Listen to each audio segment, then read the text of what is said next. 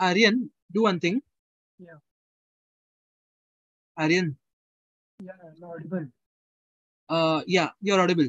Listen, go to wait. I'll do this. Okay, I think we are ready to like release this link. Abhi in like 5 minutes. Hold on. Okay. Ram, Bolo. Bolo. you're live. Aryan. You're live. Yeah, no. I know.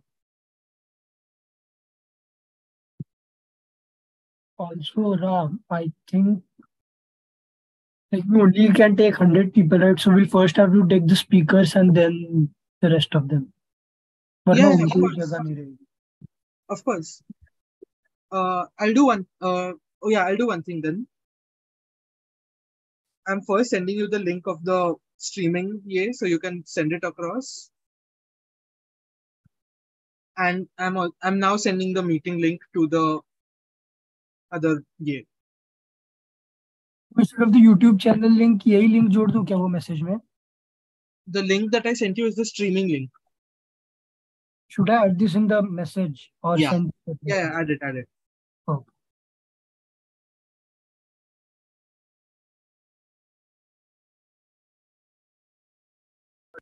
I think the participants are only 100 members. No, 100 participants allowed. Idhar, yeah.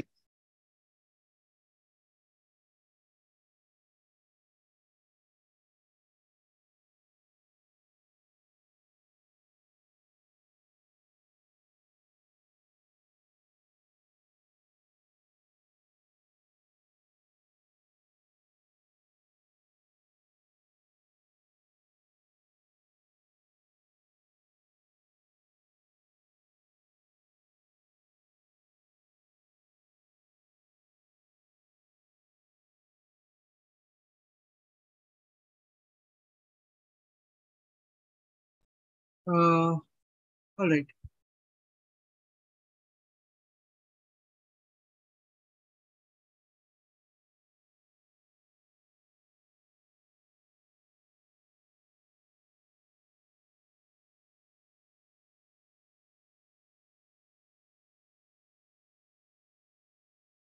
All right. I've sent the link to the.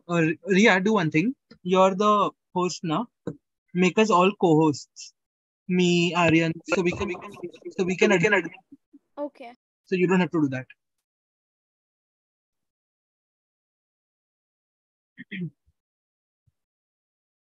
Otherwise, you'll have to keep admitting them also.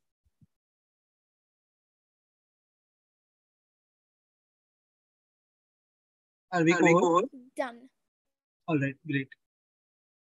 Aryan, send the link around 8:25. Send that message you made only around 8:25.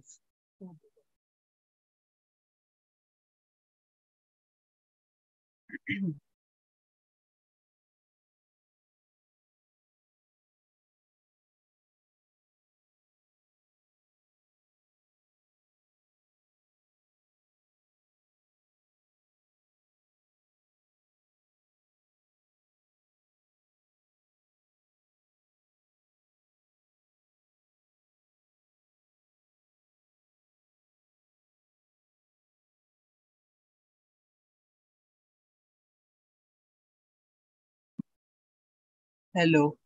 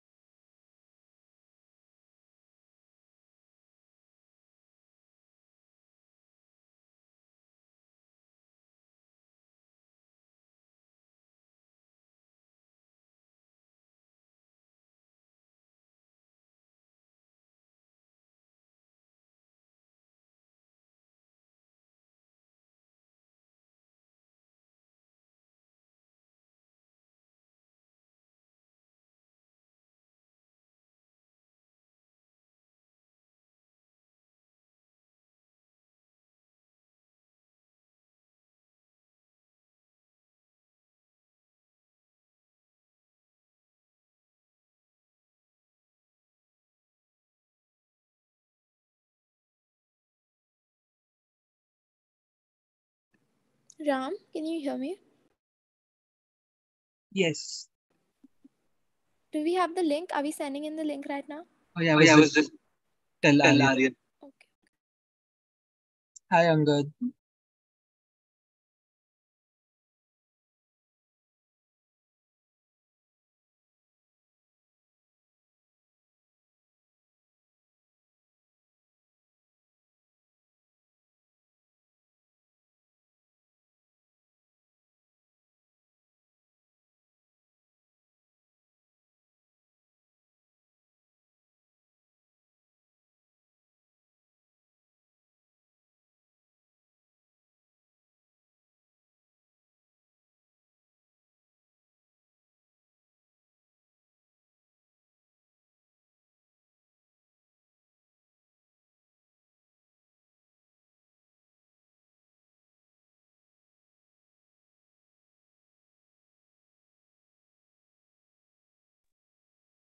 Hello. What time are we beginning approximately? We're just waiting for all the speakers to join. But as soon as that's done, we'll start because we're already streaming, so we don't have to wait for anything. Right. Could you just text Rito to join and Pratham if possible? Thank you.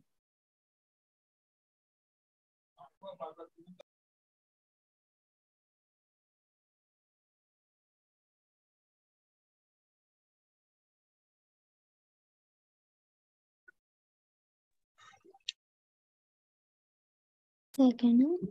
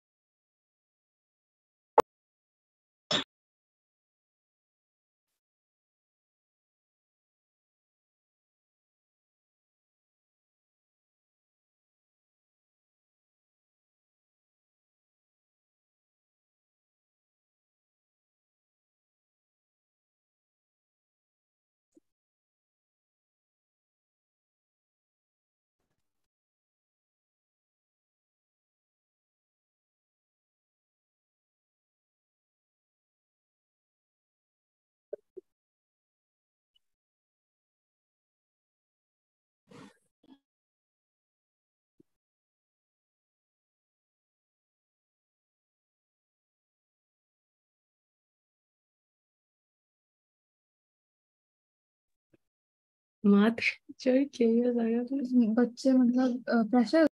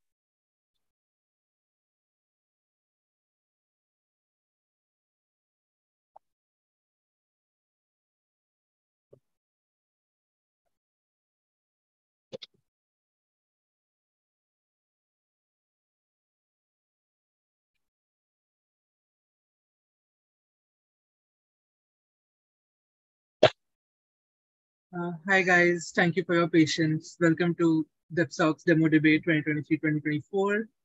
Handing it over to the chair for the day, Anushika. Thank you so much to all the team, to all the speakers who've taken out time to join us, and thank you also to the participants, to all the viewers who've joined us.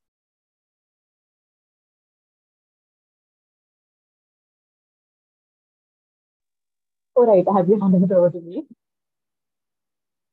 Hi, I'm so sorry. Can you please just wait for a moment? My light just went off.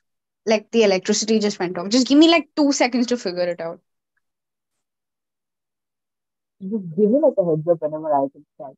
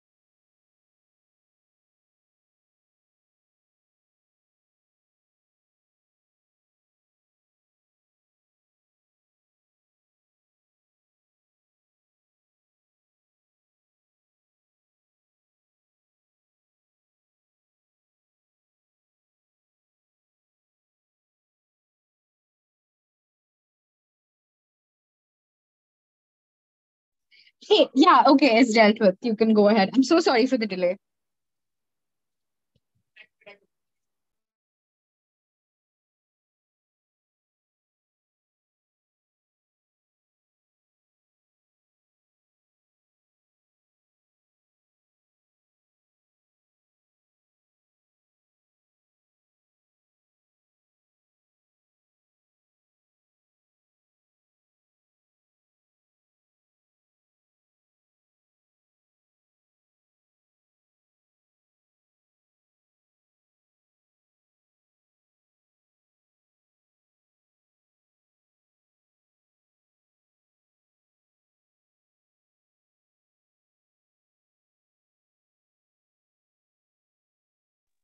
All right. Hi, everyone. Bearing in mind every hazard of study technical together. I'm just gonna quickly move on to like getting an informal roll call. Do I have like all four benches here so that I can give out the motion and you guys can go into the prep time? Do we have OG, OO, PGCO, everyone here? OG is here. अच्छा Uh, do we have OO, CG, and PA here? Yeah, OO is here. Okay, CG and PA closing lunch. I just need to review CG is the here. motion. Okay, okay. Cool. Confirmation from CEO. Yes, you're here.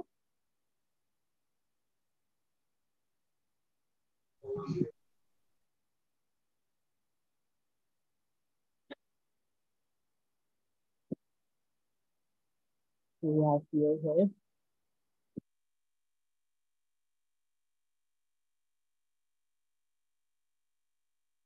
So technically, OCC, they can be contacted. I just need a confirmation if they're here. Which team are we waiting for? CEO. They're here. Anushka's here. Okay, Yeah, and yeah, also, CEO here. am I like clearly audible and visible? I just want to keep that confirmation. Am I audible to everyone? You're audible to me. Okay. Cool. All right. So without any further ado, since I've been told that feminism and gender diversity has been the theme of discussion for years with the debate of this speech, I'm guessing the motion that we have chosen is this house as the feminist movement supports the portrayal of women as the source of fear in film. Example, Miranda Priestley in Devil Wears Prada, Carrie in Carrie, Jennifer in Jennifer's Body. Prep time starts now. It's 41. 15 minutes from now is what the prep time looks like for you guys. Is there a problem with like, my mic? Sorry? Can you put the motion in the chat? In the group chat? The WhatsApp group chat? Yeah. I'll put it in the group chat. Or like if someone who have already sent a motion to NDO, if you guys can put it in the group chat. I'll do it. Yeah. Wait, I'll just fix my mic till then. All right. How about now? Like, is it clearer now? Oh yeah, it's much better. Could you repeat the Yeah. motion I think it once? was an issue with my earphones. Cool. I'll just repeat the motion. The motion's already in the group chat. I think the teams can go for like a 15-minute prep time now. The motion reads, since feminism is the theme of discussion for the week, this house as the feminist movement supports the portrayal of women as the source of fear in films. Example, Miranda Priestley in Devil Wears Prada, Carrie in the film Carrie, Jennifer in the film Jennifer's Body, etc. Cool. If that is clear to everyone and if the teams have already gone for like their prep time, Ram, is it okay if I go ahead with like the format discussion and like some general theme discussion on the Yep, motion now? Yep. Okay. Right. So I think I want to start by talking to you guys a little bit about the format that we're following in this demo debate, at least, which is British parliamentary format. This is going to be a little technical at this point, but I'm pretty sure that, you'll get a hang of it. Once you see the debate, once you debate more in this format, like in your deb talks, in competitions, wherever. So I think right now it might sound like a little technical, but I think you'll get a hang of it really, really soon. Cool. So we have 4 teams, there's 4 benches going as opening government OG, opening opposition OO, closing government CG, and lastly closing opposition CO. Each team has 2 speakers, each Prime Minister and Deputy Prime Minister on OG, Leader of OP and Deputy Leader of OP on OO, Member of Gov and Gov Whip on CG, and lastly Member of OP and OP Whip on CO. All these speakers have the floor for 7 minutes and 20 seconds each, wherein they go ahead and argue their cases. Cool. That covers like the technical parts of things of what a BP debate or like a BP format debate looks like, right? And something that might sound a little wordy from my end right now, but as you debate more and you get the hang of it, I think speaking about the motion more here and the theme that we chose, I want to talk about 2 things right now. One, I want to cover a little bit on the like framing of the motion per se, the way this motion is worded, and why is that important for you to like consider when you're like using the prep time or like coming up with arguments, right? Which is basically the type of motion, which is twofold here, meaning that this is both an actor motion and a this house supports motion. More on that when I talk about it. Secondly, I think I want to give you like a general insight on what feminism themed motions revolve around. I hope someone's like keeping a time on the prep time. It started at 8:41. Please make sure that at the end of 15 minutes, everyone comes back because I have not kept a time. Cool. Yeah. So moving on, I think on the framing of this motion. So I'm not sure how much you've already had like a theory lesson on debates on like the different kinds of motions that exist.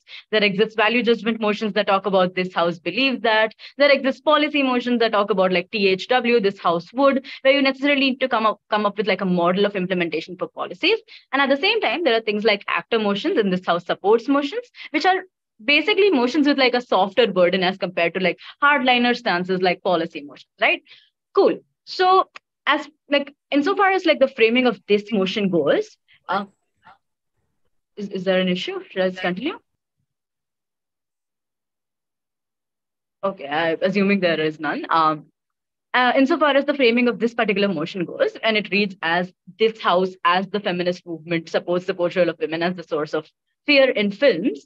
Now, there's like a number of key terms that make this motion like multi-layered, but let's focus on like the initial start and like the initial start of the sentence or initial start of the motion.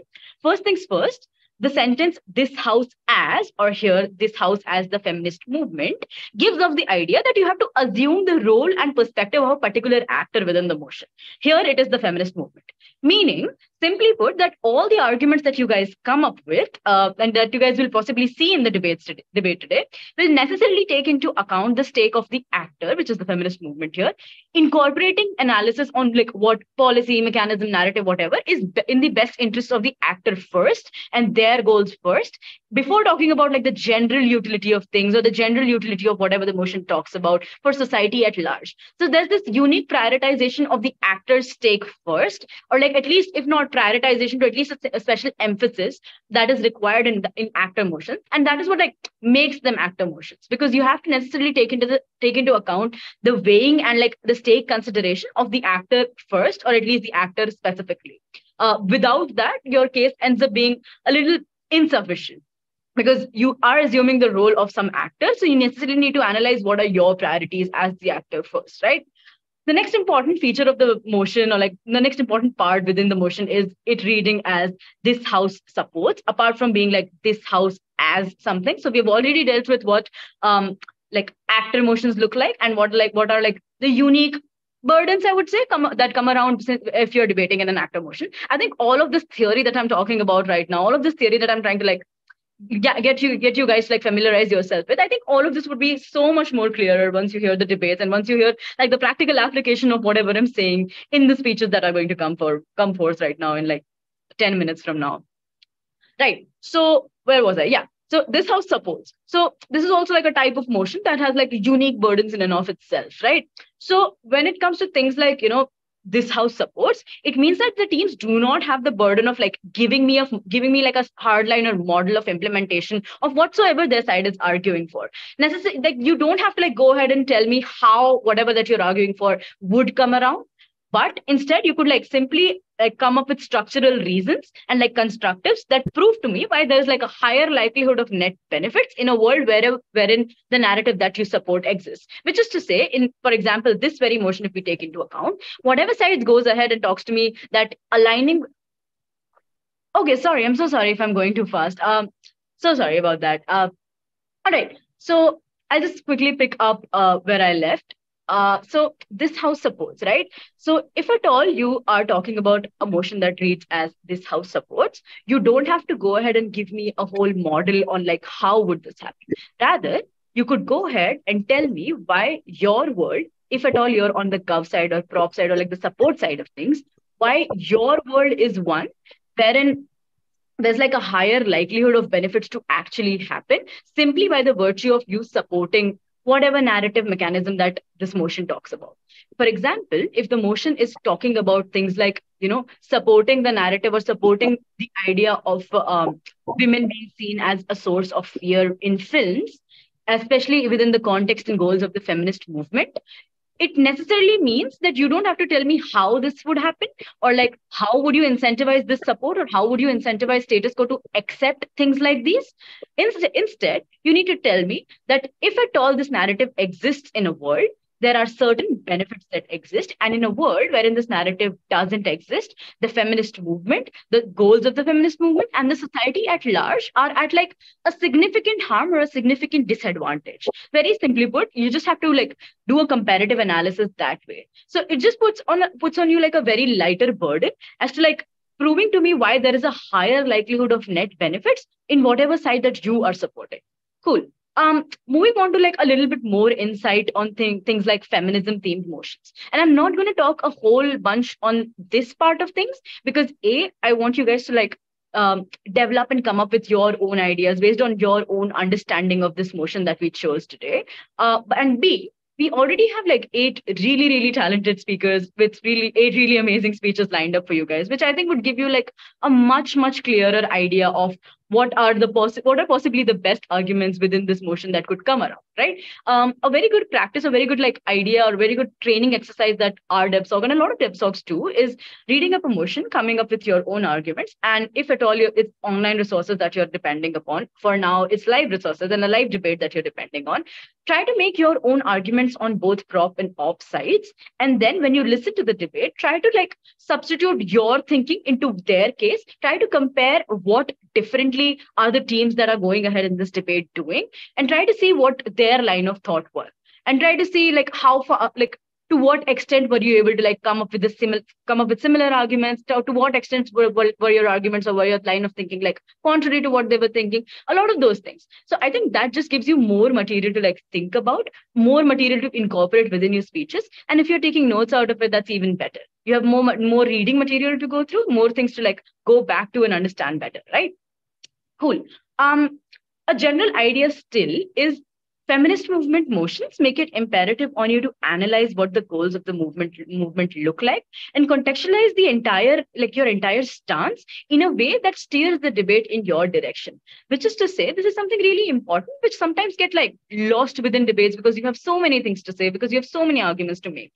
I think it's really, really imperative and important to set up a context of what your stance look like, right? For example, if at all you have a lot of impacts that you want to talk to me about, which is to say, if at all you want to say that there are really, really good impacts that come out of like women being seen as a source of fear in films, and here is the list of good impacts that come out of it.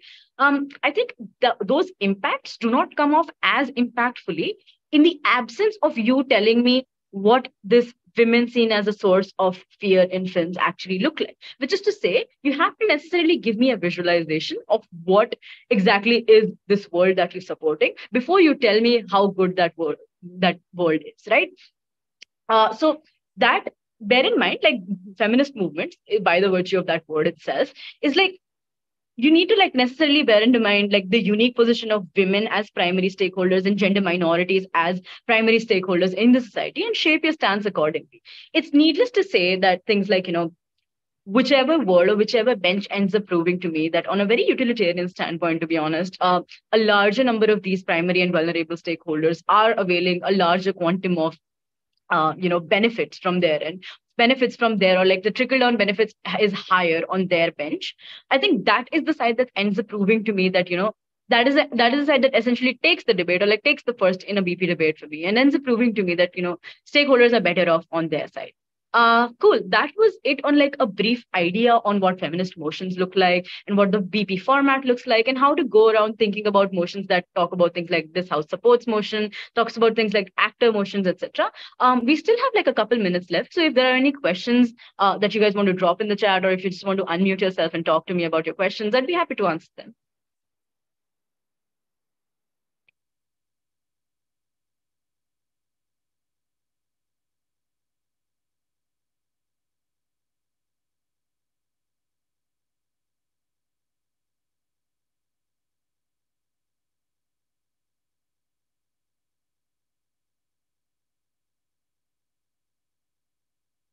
All right. At any point in time, if you guys do have any questions and we are still left with time, please do feel free to just drop in the chat. Or if you just don't want to drop it on like the group chat, you can also firstly drop it to me in the Zoom chat. It's totally fine. But yeah, I will be judging this round. So essentially what I will be doing is I will be tracking all the 8 speeches. I will be judging them on certain metrics that I will talk about later. And I will be ranking them accordingly to whatever I hear from them and whatever my understanding of the debate at the end of 8 speeches becomes. So at the end of 8 speeches, what my role as an adjudicator becomes is to give you guys and the speakers, of course, the verdict. Here, probably because it's a demo debate, I don't have to score them. But in a conventional BP debate, I do have to score them. And I mean, those technicalities are something that you will see in like rule books and judging manuals and debating manuals that are available outside. But apart from scoring and like giving out the verdict, I also do have to do this thing called an oral adjudication, wherein I'll take 8 to 10 minutes into like justifying why the verdict stands the way it does for me, comparing in like individual clashes between all four teams, and just giving like a reason for decision, or like what we call an RFD, as to why the standings look the way they do. So that was a little insight on like how adjing is done. Perhaps it will be much more clearer when I do give an OA and when I justify why my verdict looks the way it does. If within that itself, I will like incorporate things like my resolutions, my margins, how like what did the clashes look like for me? What was the priority of clashes for me within the debate? All of those things would be much more clearer once like you hear all the 8 speeches and then you hear an oral adjudication on the same. I think the prep time is almost at an end. So let's just wait for the speakers now. Until then, if you guys have any questions, please do feel free to drop it in the chat. Thank you so much, Anushika. We have 1 more minute left for the speakers to join back in.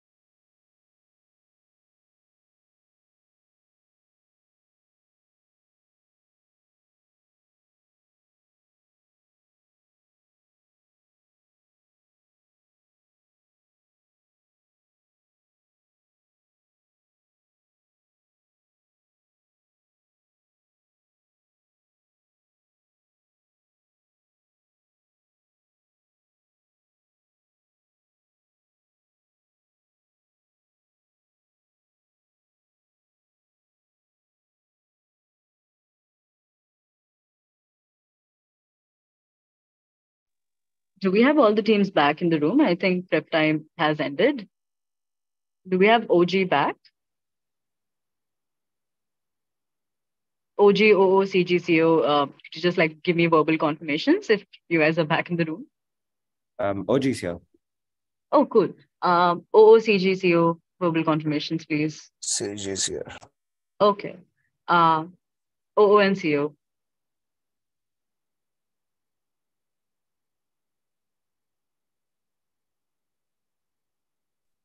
Yes, we'll wait for them for a minute.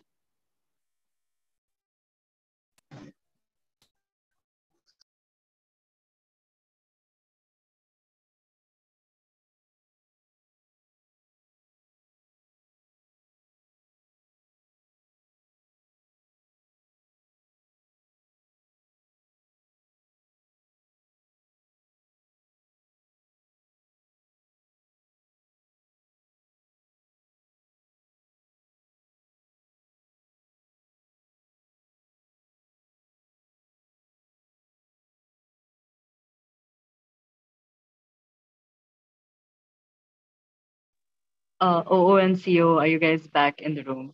Yeah, both of them are. I just let them in. Okay. Cool. I think if we have everyone, cool. Let's just start then. Inviting the Prime Minister for 7 minutes and 20 seconds. Hi, am I audible clearly? Yep, loud and clear.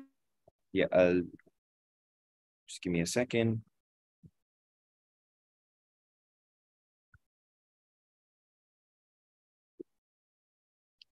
Yeah. Starting my speech in 3, 2, 1.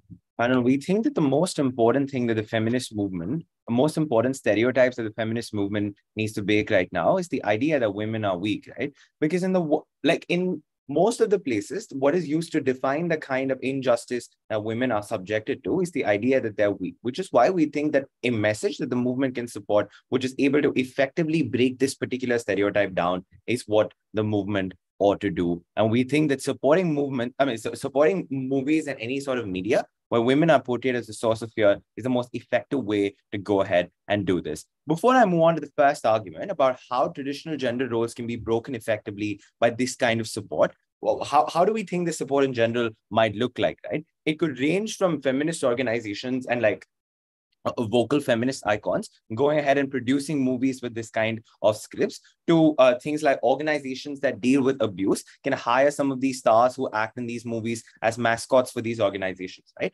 Even less involved manners of support could just be things like experts and people from these organizations often having discussions about these kind of characters in pop culture and rest of media in general. They could use them as symbols to talk about very specific issues relating to things like abuse, which is how we think the support is actually going to look like. First argument in my speech, why do we think traditional gender roles are most effectively challenged by this kind of support? What do the roles for women in these movies look like, right? They often end up being the protagonists of the movie. They often challenge stronger male characters in the way in which the script is written in the first place, right? To do all of this effectively, they often have some sort of a cult of personality or a gravitas associated with them, which is not something that women in general in the industry had before, right? Why were these roles largely played by men, and how do we think these kind of movies differ, right? Because men are the ones who often had the center of the stage in the past, just in terms of because the kind of capital and influence that they had within the media industry, right? And these people are often powerful outside of cinema too, which is why they're often cast in these kind of roles, because it's very easy for them to bring that kind of personality of inducing fear and being the villain to people, right? And these roles were often considered traditionally cold-blooded and something that women generally don't do, right? It does not fit in with the stereotype of women being caring individuals, which is what most of media has been about in terms of how women were portrayed, right? Which is why we think that on our side of the house, more of these strong central figure roles are often going to be portrayed by women, which is currently traditionally portrayed by men. But then why specifically should they be a source of fear for this to be effective, right? Because you could just tell that if we have female-centric, more films with female leads, for instance, all of this will be challenged, right? 3 specific reasons of why fear is important. One is that men are stronger physically is the kind of justification that has been used by patriarchal structures for decades and decades to justify letting women stay in their home and not allowing them to go outside and work and basic things like this, right? At the point at which you're able to show something in pop culture that challenges this kind of core idea that no, women can also be strong and challenge these individuals. This is not something that comes outside the realm of what you traditionally ask women to do. We think that it's a very effective way to challenge this, right? Because fear is the most base emotion that people have. And at the point at which you can show that that kind of power exists outside of just men too, we think that it's going to be really effective. But second, we think it's an effective tool of social commentary too, right? Because a character that induces fear often has other traits of just being powerful and things like that, which means they can get away with saying things that normal characters cannot potentially do, right? Which means they can make bold comments on screen in within the movie, or big kind of changes with the kind of stuff they intend to do within that movie, right? Which means fear is what allows them to challenge the kind of stuff that people have usually been thinking. But thirdly, we can also challenge the narrative, right? Because you question the morality of the actions and what kind of consequences they might have if the movie is well made in that kind of manner, right? Which is why we think that it's important for you to evoke these kind of core emotions at the point at which certain characters are being written and cast on screen in a particular way, right? We think that this is effective in bringing change for a couple of reasons. One, because it shows an alternate role that women can play on a very public platform, right? That you can challenge authority, have the limelight, still be ruthless. And that's not something that is like different from what your womanhood is, right? It normalizes acting outside the current gender boundaries of being submissive and caring, because these actresses that probably play these kind of roles are often powerful, like outside of screen, the way they portray themselves related to this movie too, right? Which means having these kind of things on a big screen means that these discussions will happen in the first place, right? Or at least you can use these kind of characters as a symbol for discussion. Why do we think the counterfactual is likely to be like in the absence of this? You would probably support roles where women end up being nurturing figures in some way or the other, right? Sure, they can still take a strong role in that they can be a female lead, but you'll probably still show them as somebody that has to work a job at the same time, take care of their family, all on TV, right? Like for instance, like just in terms of traditional roles, if you look at The Intern, where like Jules Austen often cares for the other person rather than goes ahead and talks about like their kind of opinions and establishes their authority despite being the boss in that particular company, right? Which means we think that even if you're powerful but not a source of fear, it's problematic for a couple of reasons, right? Because you don't challenge things like mafia movies where males end up being everything, which is where most of these cults of personalities around actors are built, right? And expectations are inevitably placed on women to juggle everything and not be scary in that they have to be accommodating at the end of the day. Unless there is a specific push for you to go ahead and portray what people normally don't see, which is what like this kind of movies are going to be about, we don't think that these movies will be popular and will be produced in the first place, right? But finally, why do we think this is like, what do we think the impact of this are, right? We think that at the point at which you challenge roles, women feel like they can go ahead and live that kind of lifestyle without feeling out of their skin, right? Which means if a boss needs to be assertive in the office, they can go ahead and potentially be able to do this because they know that like at some point of time, even though there are women, people will fear them, right? Because normally that did not happen in the past. Secondly, we think you cannot keep justifying things like abuse, right? Because if one person like in an abusive household is able to hold on to something that gives them some strength, that, okay, I can also be somebody that can stand up to my husband because I don't need to be scared of them. I can do things that will make them scared of me. We think that this directly empowers certain people to be able to stand up against this kind of things, right? Which means finally, even in terms of ambition, right? Most narratives that are sexist subverts the women's ambition, right? And we think that it's important for you to show that this is possible and it's possible for them to become big figures on TV, which means when they have a cult of personality and things like that, they get a huge fan following. We think that all of this reinforces the message because of these direct impacts and the fact that this will not happen without the support of the feminist movement. Vote OG. Great. I thank the Prime Minister for that fine speech, calling upon leader of OP to start the case on side opening opposition. Here. Just starting 30.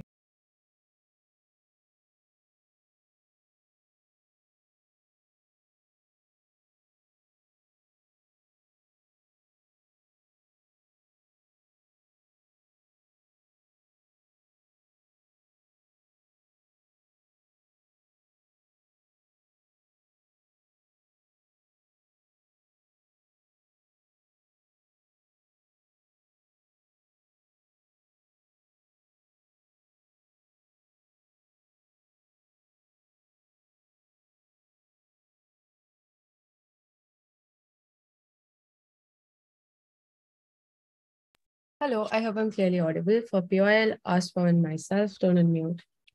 Chair, am I audible? Yep, loud and clear. Thank you. Just a second. I'll take a POI from the closing.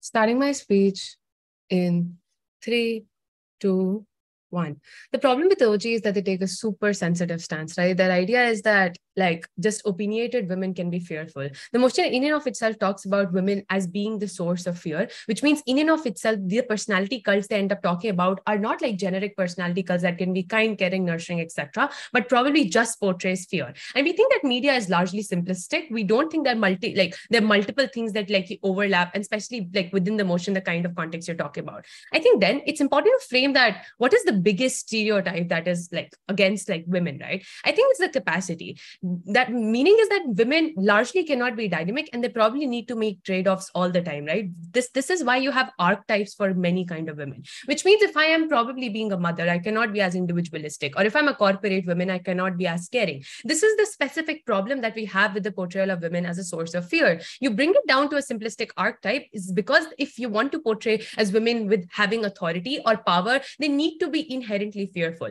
I'm going to talk about a couple of important framing that OG largely did not give. Is that one, how will people end up perceiving like fear in and of itself? What are the kind of narratives that revolve around fear and that will impact this messaging? But who ends up doing this messaging on the first place? And then impact, right? And the first thing to talk about is the kind of narrative.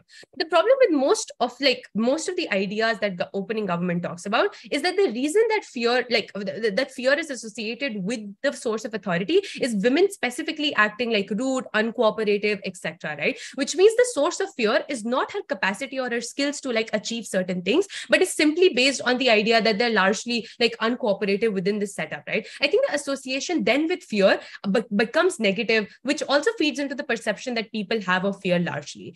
The second thing I'm going to talk about, why is this scenario likely, right? If you look at like the kind of push from opening government that, oh, like more liberal media would come in, feminist movement would do this portrayal, I don't think that is something that government bench has to defend. What they probably need to defend is that movies, even like Devil Wears Prada, is like directed by a man and things like that, right? So in status quo, who ends up making these narratives? We believe that largely people like in control, whether it's like women, men, and whether they want to have like feminist undertoning to these media like pictures, we believe that they're largely like generic because they want it to be easier to interpret, which means the kind of like archetypes you want to create are like centered around this fear. How do people like sort of like view fear then? One, we believe that people have confirmation bias on two levels. Fear is inherently viewed as being largely authoritative, which means fear is associated to people like Hitler and things like that, right? People who like come to power via wrong means and all of these things, which means fear in and of itself, even at like more simpler level, like fearing your mom for punishment and things like that, is seen as inherently bad or repulsive at all points of time. The second thing to talk about is largely the kind of way fear is portrayed is that like fear like comes fear just emancipates out of the position that you're in, right? Which means fear is never like associated to somebody who does not have like social capacity anyway. It comes to people who are at like certain degree in like a social hierarchy that's been created for you, which means the problem is that you always associated that at any point of time, if you put women in position of power, they inherently need to be fearful, which means they likely have to make huge trade-offs for their other personality traits anyway. The recipients of these narratives are people in media like exist on a spectrum, right? We believe in the college kids that could be like people with liberal etc. views, right? The problem with that is at all points of time we're able to prove to you that moderate people view fear as inherently being negative. I'm unsure as to why this messaging would be done on the positive manner anyway, right? But second thing to talk about is that the way largely fear is associated then within media for simpler like portrayal is to also associate it with as something being comical or like sullen mockery of the position in and of itself, which means at all points of time, once I view this movie, I don't think that I view like Miranda Presley in the light of somebody in position of power doing great things, women in control of herself, but simply as somebody who is to be laughed upon by the kind of actions they do, how the way that abnormality is being associated with the kind of position she has and things like that, right? Which means the messaging that's always done is negative. The impacts, like the larger constructive then based on this framing, are twofold. One, the kind of portrayal of women and why it's damaged, right? I think this is fundamentally against what feminist movement want in the first place. The first thing to talk about is that you create archetypes for being authoritative, which means at a point of time, you're things like kind, etc. You probably cannot get power anyway, right? Because the source of power comes from fear. The second thing to talk about is power is often seen as a bad force, which means at a point of time, you get into a position of power. It's okay for you to go ahead and like pull down other people and things like that. The impact of this is first that women end up following these archetypes at all points of time. If OG is true to say that these have huge impacts, which means you're compartmentalizing women into simple archetypes, something that feminist movement does not want to do, right? Which means for you to garner power, you have to be fearful. But the second thing to talk about is that these archetypes are unstrategic in real world anyway. At all points of time, if you're likely to follow things like things like source of fear in terms of like having a position, we don't think you'll get concessions, especially within corporate world as it's shown in movie, which means the kind of like portrayal you're doing is likely to be unrealistic for people who end up following this in the first place. The second thing I want to talk about is that the kind of support that you want for your movement, right? I think largely then you have support from like liberal people. It's if you tackle down the idea of like moderate support, we believe that it becomes difficult for you to get this like the support simply because like moderate people view fear in a negative way anyway. Yep, CG. Society fears men who are fearful, and they also respect men who are fearful. Yep, exactly. That's what I framed it, right? At all points of time, the kind of portrayal that you end up doing is like fear being associated in positions of being rude, uncooperative, etc. So the majority of narratives, simply because they come from men, are like undertoned as like fear in a negative light and not in positive light, right? I think the motion in and of itself states examples where fear is associated simply on the kind of position you hold as opposed to your like skills, etc. But secondly, I think it's easier to feed in stereotypes, which means at a point of time, it's established that women don't have the capacity to achieve certain degree of skills anyway. What people are likely to buy in is that this fear simply comes out of the position in a negative light, as opposed to fear coming from women simply based on her skills, right? But the second thing we'll talk about generally in terms of supportive people, I think the impact of this is first that like moderate people already have a aversive view about fear, which means at all points of time, if this is association of like a portrayal of women is so, people are less likely to support you anyway. But the second thing we'll talk about that, especially in like developing and conservative society, where people aren't even used to seeing women in position of power, they're likely to interpret it in a manner that women are okay with not getting power simply because at any point of time, if they end up getting power, they're likely to turn into bad people. They're likely to turn into like sources of fear and uncooperative and things like that, right? Which means if you have like already feeded in like stereotypes against women, you're likely to sort of like legitimize this via these media narratives, which means you're not getting like moderate support and conservative support anyway. For these reasons, Great. I thank the leader of OP for the fine speech, calling upon Deputy Prime Minister. Here. Hi, just 1 second. Can I request somebody to please screen share a timer? Is it possible in the desktop? Could you repeat that, please? Just screen share a timer, no, no? Oh, yeah, sure.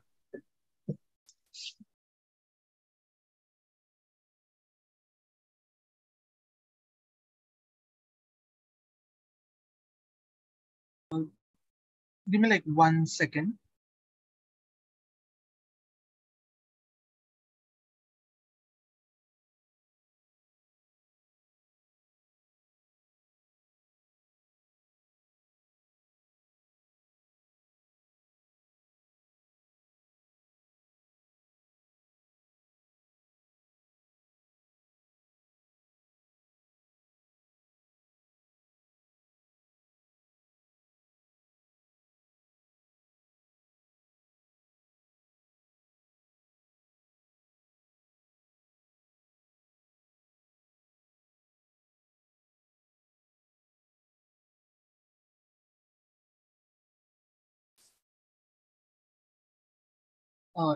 Is this visible?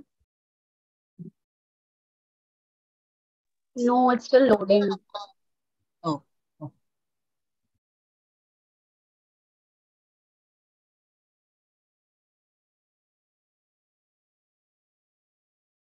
It's visible to me now. Yeah.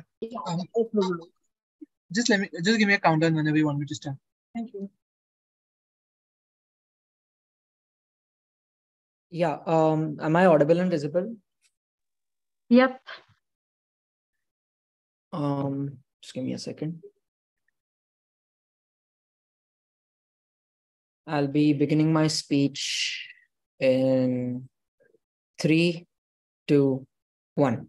The issue with side opening opposition is that they take a characterization of fear such that it's one unidimensional aspect and they don't really explain to you why. The reasons that OO gives you of why fear is a unidimensional aspect do not really apply to plots of movies. They just apply to an abstract concept of fear that they've concocted. Let's understand that in most of these movies, what did we already tell you from the first speech? That there is a protagonist who often has a cult of personality and who often has the gravitas around them. And these people are generally the main person in the plot. You can literally have no movies where you successfully made a drama where the main person in the plot literally had a unidimensional character, where they did not show the complexities of that person's life, where they did not show anything apart from the fact that this one direction is where this person's going in. So although there's an overarching element of fear, even movies like Devil Wears Prada or Jessica Pearson in the TV show Suits, people who are associated with fear, a lot of aspects of their lives are shown otherwise, and those are portrayed in these movies along with this, right? Let's understand then what's the difference between the kind of movies that we support with respect to fear and the other kind of empowering movies that Opening Opposition probably supports, which they haven't clarified.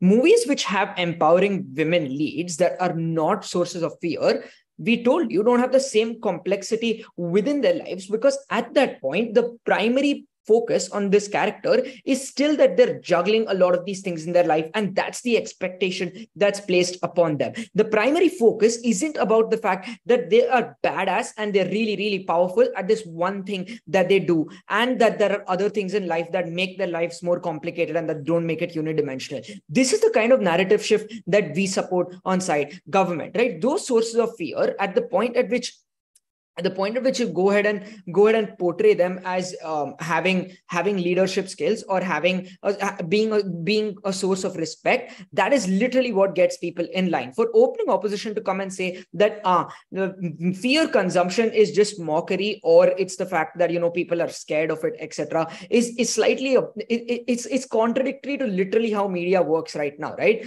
Most male roles that are associated with fear are associated with causing ruptures, like Marlon Brando and stuff like that. They're extremely powerful because of the fact that they are feared. It's not just in a way where you have to be rude and bitchy. It's a way in which you have to be emotionless, keep your emotions aside. You have to be driven by cold rationality and not just emotions. It's the kind of things where you go ahead and put your career first, where you go ahead and want to show everyone that you are this cold person that cannot be taken for granted, is the narrative that we are going for. Then at that point, what did we tell you in our first speech are the impacts of this? Let's take this on a clash, right? Firstly, let's talk about career ambitions, how people go ahead and move forward within their career, how women go ahead and move forward within their career. The first thing is that we told you that this gives you a sense of ambition, right? Because most narratives in status quo that exist right now are narratives that are driven by patriarchy that subvert women's ambitions, right? They tell you that you can only achieve this much and there's a glass ceiling to what you have to do because you have all of these other responsibilities to take care of. Even in the most liberal societies, this is true to some degree. In conservative societies, it's straight up like, this is not your job, you should not be doing this. But let's talk about the societies where this movies will probably be watched more, where the feminist movement is more popular, etc. In those kind of societies, you always are in the narrative that there's a glass ceiling to what you can do, the fact that you have to be emotional, you cannot be a ruthless person, and the fact that you need to fit into this stereotype because most people around you expect you to fit into that stereotype, which means that a counterbalancing narrative is extremely important for you to go ahead and have that ambition within your life, where you go ahead and think that I want to go ahead and be that person. And why is this significantly better on our side? Because we told you that most of these actors have this cult of personality and huge fan following around them, which means that at the point at which you watch these movies, you want to go ahead and show characteristics of them. You want to impart characteristics of them within your own life, which means that at the next point, when you go ahead and manage a team of your own, when you go ahead and get promoted up your position, you don't want people to take you for granted because you take inspiration from Devil Wears Prada, you take inspiration from Jessica Pearson, etc. Which means at that point, it's extremely important. And why is this unique on our side? Because you constantly face difficulties in your life that go ahead and normalize the narratives that subvert your ambition, right?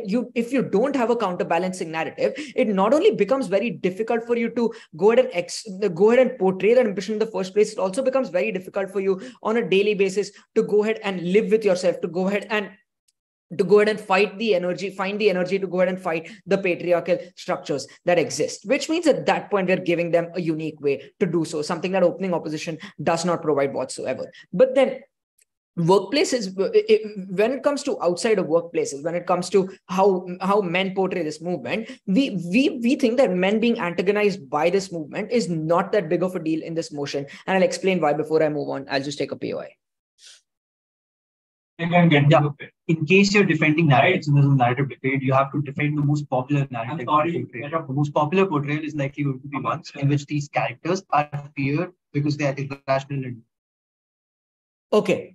The most popular narrative, there are literally examples in the motion. So I'm just going to use the examples in the motion, that the narrative that's likely to be most popular is the fact that these people are in a position of power and they're feared in that position of power because they're really, really good at what they do and really powerful at what they do. But at the same time, they have other complexities in life, like I explained before. So that is literally the most common portrayal. Like stuff like Jessica Pearson in Suits is literally one of the most powerful and feared characters in TV series when it comes to powerful women, right? Which means then at that point, why is men getting antagonized by this? Not that big of a deal, or not the biggest part of this debate. One is that when you have fear in your plot, it leads to a lot of character complexity. People want to understand the ways in which the character thinks at the point at which there is complexity in a drama. At the point at which there are unidimensional characters is when stereotypes are attached to them and is when they're labeled as certain things. At the point at which complexity is attached to a character, it means that the fan fictions of it, the fandoms of it, or the discussions that happen around it involve that second sense of complexity and the sense of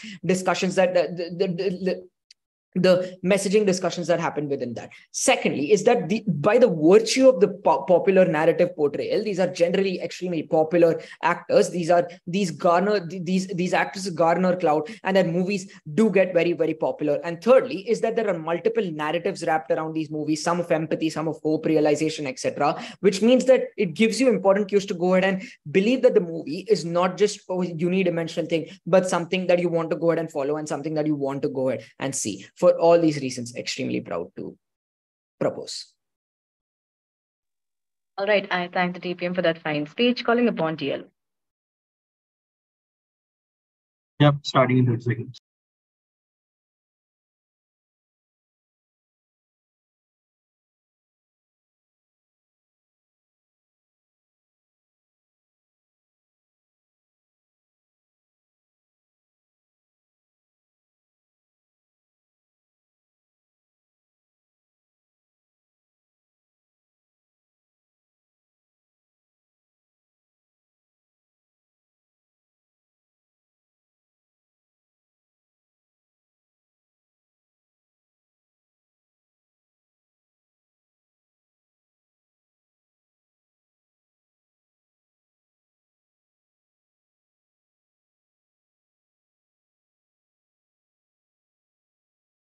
Hi, am I clearly audible?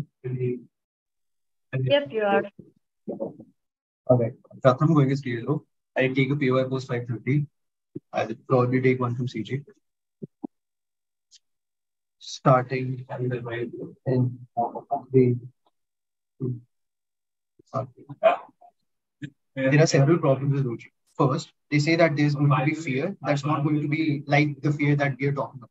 But the problem with this is that given most media is produced by men and given the most popular examples of movies in which women are portrayed in a fearful manner are the ones that are quoted in the context and are the ones that we describe to you, we feel like the perception of these movies and perception of these characters is largely going to be the one that we post to you. It's not that you respect them for their skill or it's that they've worked so hard, that's why you respect them.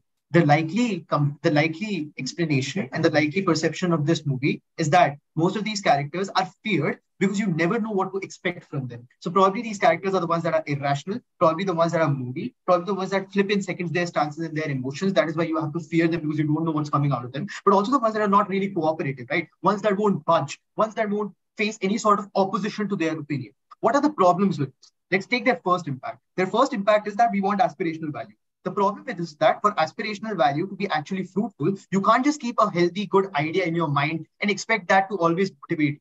You have to see that idea working and you have to see that motivation actually coming to fruition for you to stick with that idea. So for example, if being rude is something that's actually instrumental in me becoming good in corporate life or me actually ascending in corporate life, I respect that idea. And that idea is something that's actually helpful. The problem with this is that the idea of being rude or idea of being like fearful that they're trying to propose does not provide any sort of aspirational value because it's not congruent with what helps you get better in corporate life or what helps you ascend in corporate life. What is the problem with this? First, we feel like most of the time, since women are heavily outnumbered in workspaces, they have to actively make concessions from their with their bosses and to actively mold themselves to suit better to their environment, suit better to their.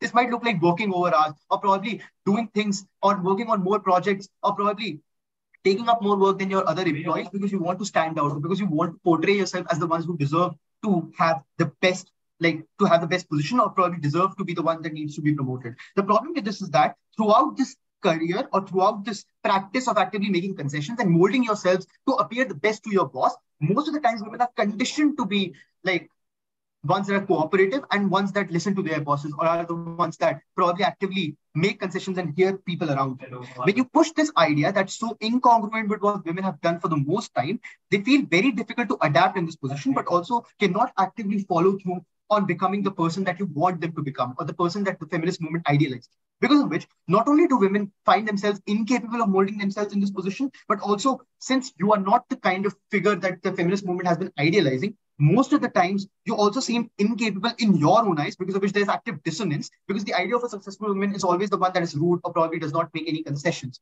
Because of which, not only is there active dissonance in your own mind about your own capability, but also you're seen as incapable by your colleagues or incapable by people underneath you, because of which you actively feel a lack of confidence and a lack of guilt in the position that you have acquired. But also, realize Nibhavni's frame. Most of the times, feminist movements are seen as too radical because they are seen as ones that are trying to actively replace men, or going after positions actively, or ones that push females to not make any sort of concessions and not care about anyone. Because of which, most of the times, the ideas that these feminist movements pick up are going to be the one that idolize women in this light, or probably these are the movies that are going to be highlighted the most. Because of which, not only is there active alienation of most of the population from these feminist movements, or most of the moderates from these feminist movements, because you do not want to associate with people that would not look out for others, or people that would not help you, or people that only care for themselves. Being selfish and being only self-centered is seen as a negative trait, because of which most people and moderates that might align with you are ones that you can actively alienate now, because of which the active support that feminist movement needs is also lost. But that's about females and their colleagues and people working underneath them. Let's talk about where is the propensity of females being seen in a better light from their bosses and superiors better. We see in most situations, the portrayal is going to be of the sort where women are portrayed to be non-cooperative, or ones that do not actively make concessions and look out for others. What is the problem with this? We feel the problem with this is that not only do you appear unfit by your bosses for positions of power, but also you are least likely to be promoted because you're not a person who will actively make concessions for the people around you, or will look at the bigger picture, or look at big things objectively. It's most of the times, the perception is likely going to make bosses or people in power believe that you're not rational enough, because of which you lack objectivity, or probably that you prioritize yourself over others and care only about yourself rather than benefits of the company, or are not going to make concessions for people around you or for benefits of others. Or probably that you're distanced from others and their from their grievances and complaints that they might have, because of which you're not a fit boss, because you do not look out for people underneath you, because of which people might have grievances that you do not cater to, and that's why they feel dissatisfied with you being in a powerful position, or you being above them.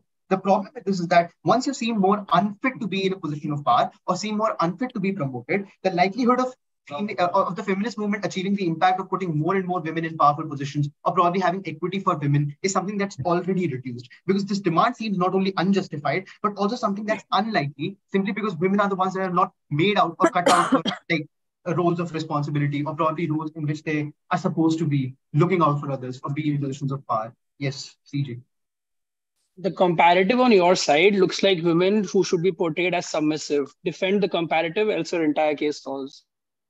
No, the comparative isn't that you should be submissive. The comparative is just that you can be an inspirational figure rather than a figure that people fear. It's literally the difference between being respected and being feared. You can be respected for your skill because you're a very good probably salesman, or you're probably a very good scientist.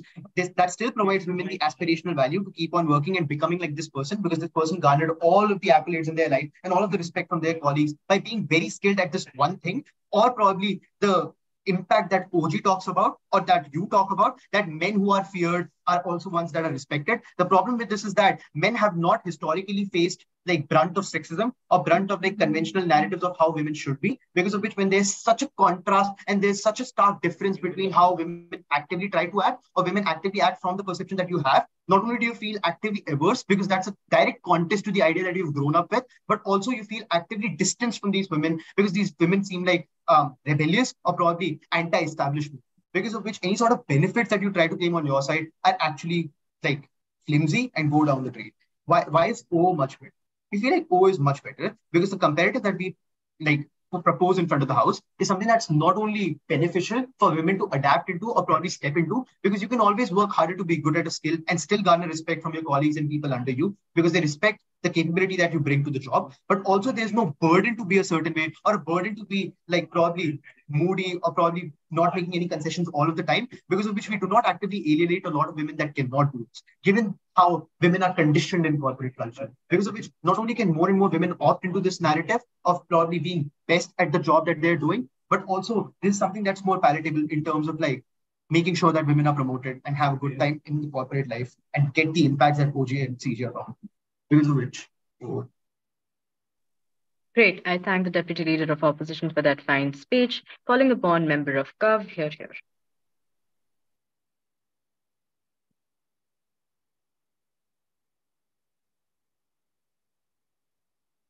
Sorry, I need to refresh my connection. Just give me like 15 seconds.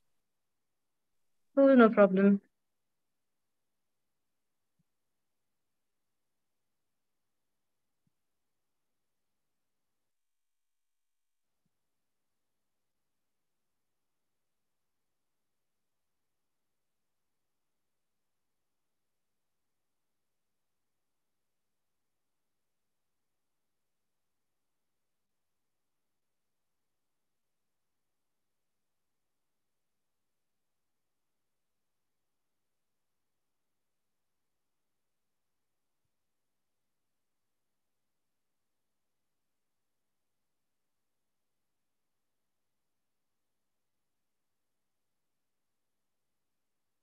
Okay, hi, can you hear me?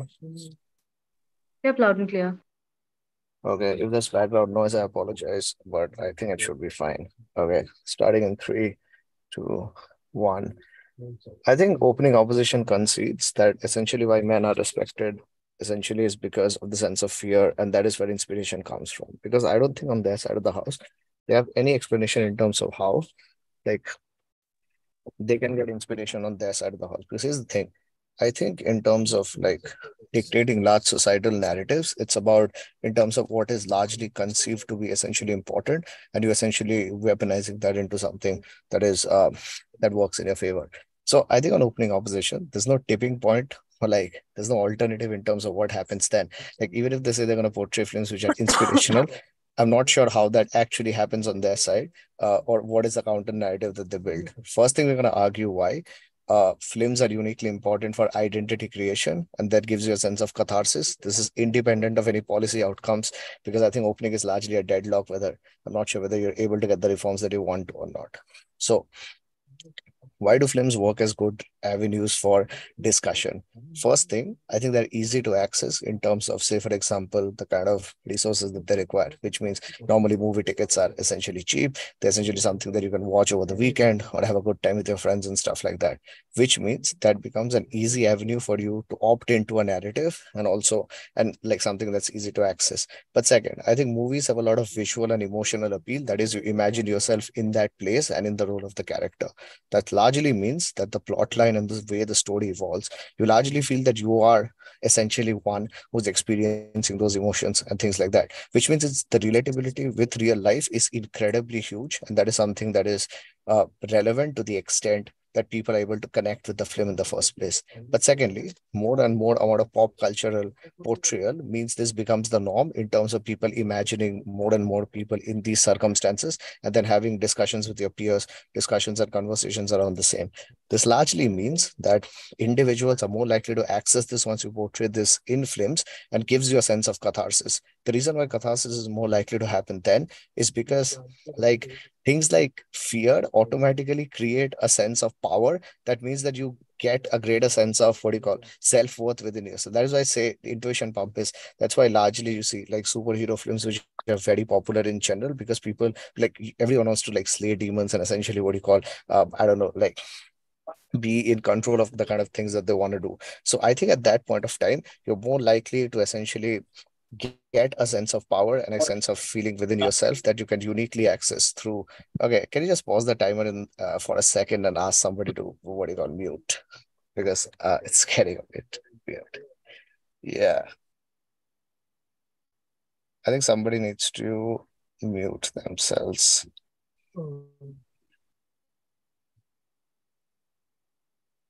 Well, can you just mute the person manually or something?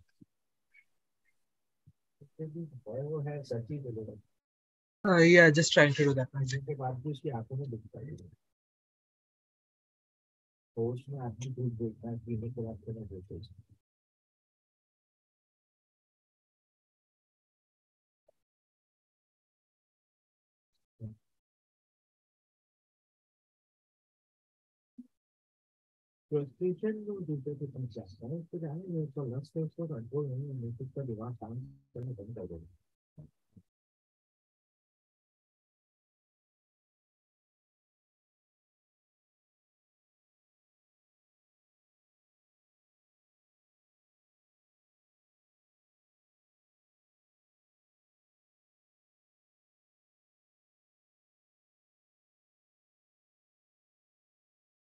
Right, I think I can continue.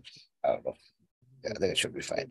Okay, starting again in 3, 2, 1.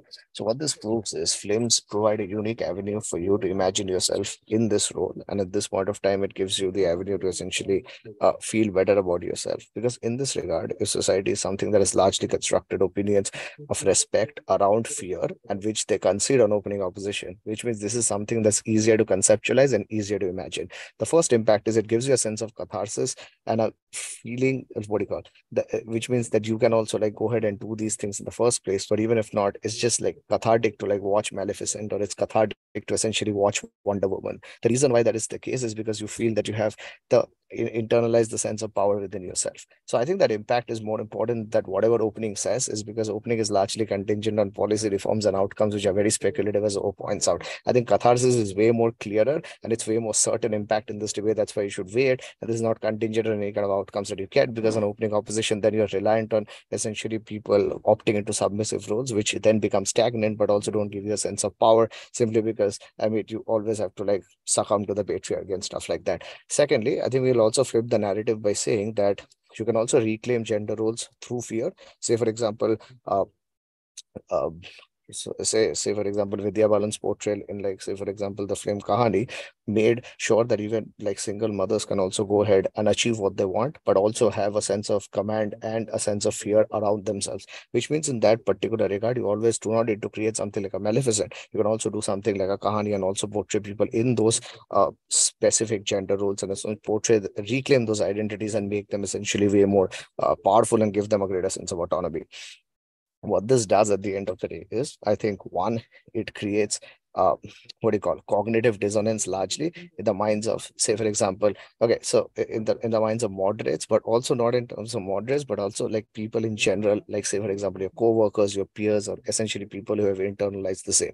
We don't think that this is going to happen in a society that is incredibly conservative, because I don't feel any side can claim any kind of change in that regard. But I think in terms of like societies that are susceptible to change, say developing countries or stuff like that, I think in that regard, this is, I think, the clearest and the easiest way to create this kind of an alternative and create this cognitive dissonance in the minds of individuals in this regard. But secondly, I think even if like secondly, I think we feel this is also important to get support from people actually in positions of power, because I think this is when the feminist movement posits to be radical and posits to be something that wants change. This is where you essentially had significant figures opting in during the Stonewall riots, but essentially when you did radical stuff, because one, it creates that shock value for people to give you attention, but secondly, this creates more amount of media headlines and TRP, more amount of discussion regarding the same. But thirdly, this also means that people now in positions of power who can actually fund your movement, such as people like, I don't know, I mean, Sheryl Sandberg, or like basically people who command a lot of authority and respect in society, like Leni Robredo in the Philippines, you're more likely to get their support because now you portray yourself as somebody who's bold enough to make radical decisions. This is also crucial for you to get support. Yeah, before I move on, CEO, yeah, go ahead, Shax. Listen, stop talking about Wonder Woman and Kahani. The people whose portrayal you support are literally people who make life hell for others in places like workspaces.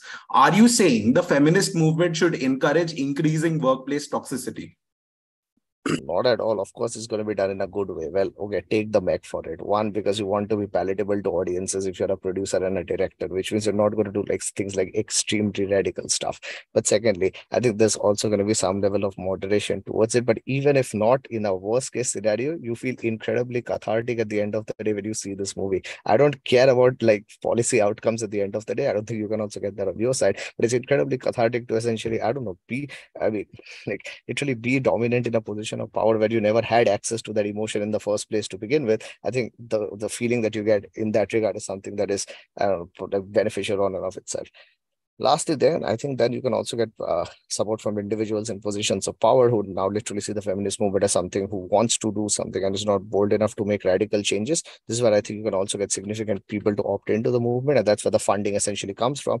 I don't like understand how opening opposition gets any kind of funding or any kind of support on their side, but you continue to play into the same roles and ideals that always exist. There's literally no delta on op for all those reasons. Cuff. Great. I thank the member of CUF for that speech. Calling upon member op. Here.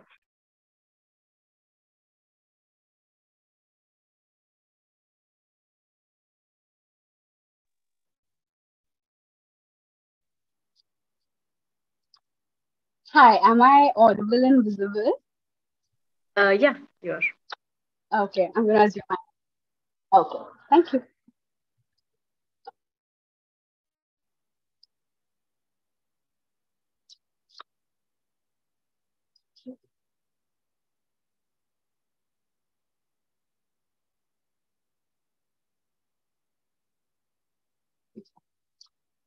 Starting my speech in 3, 2, 1.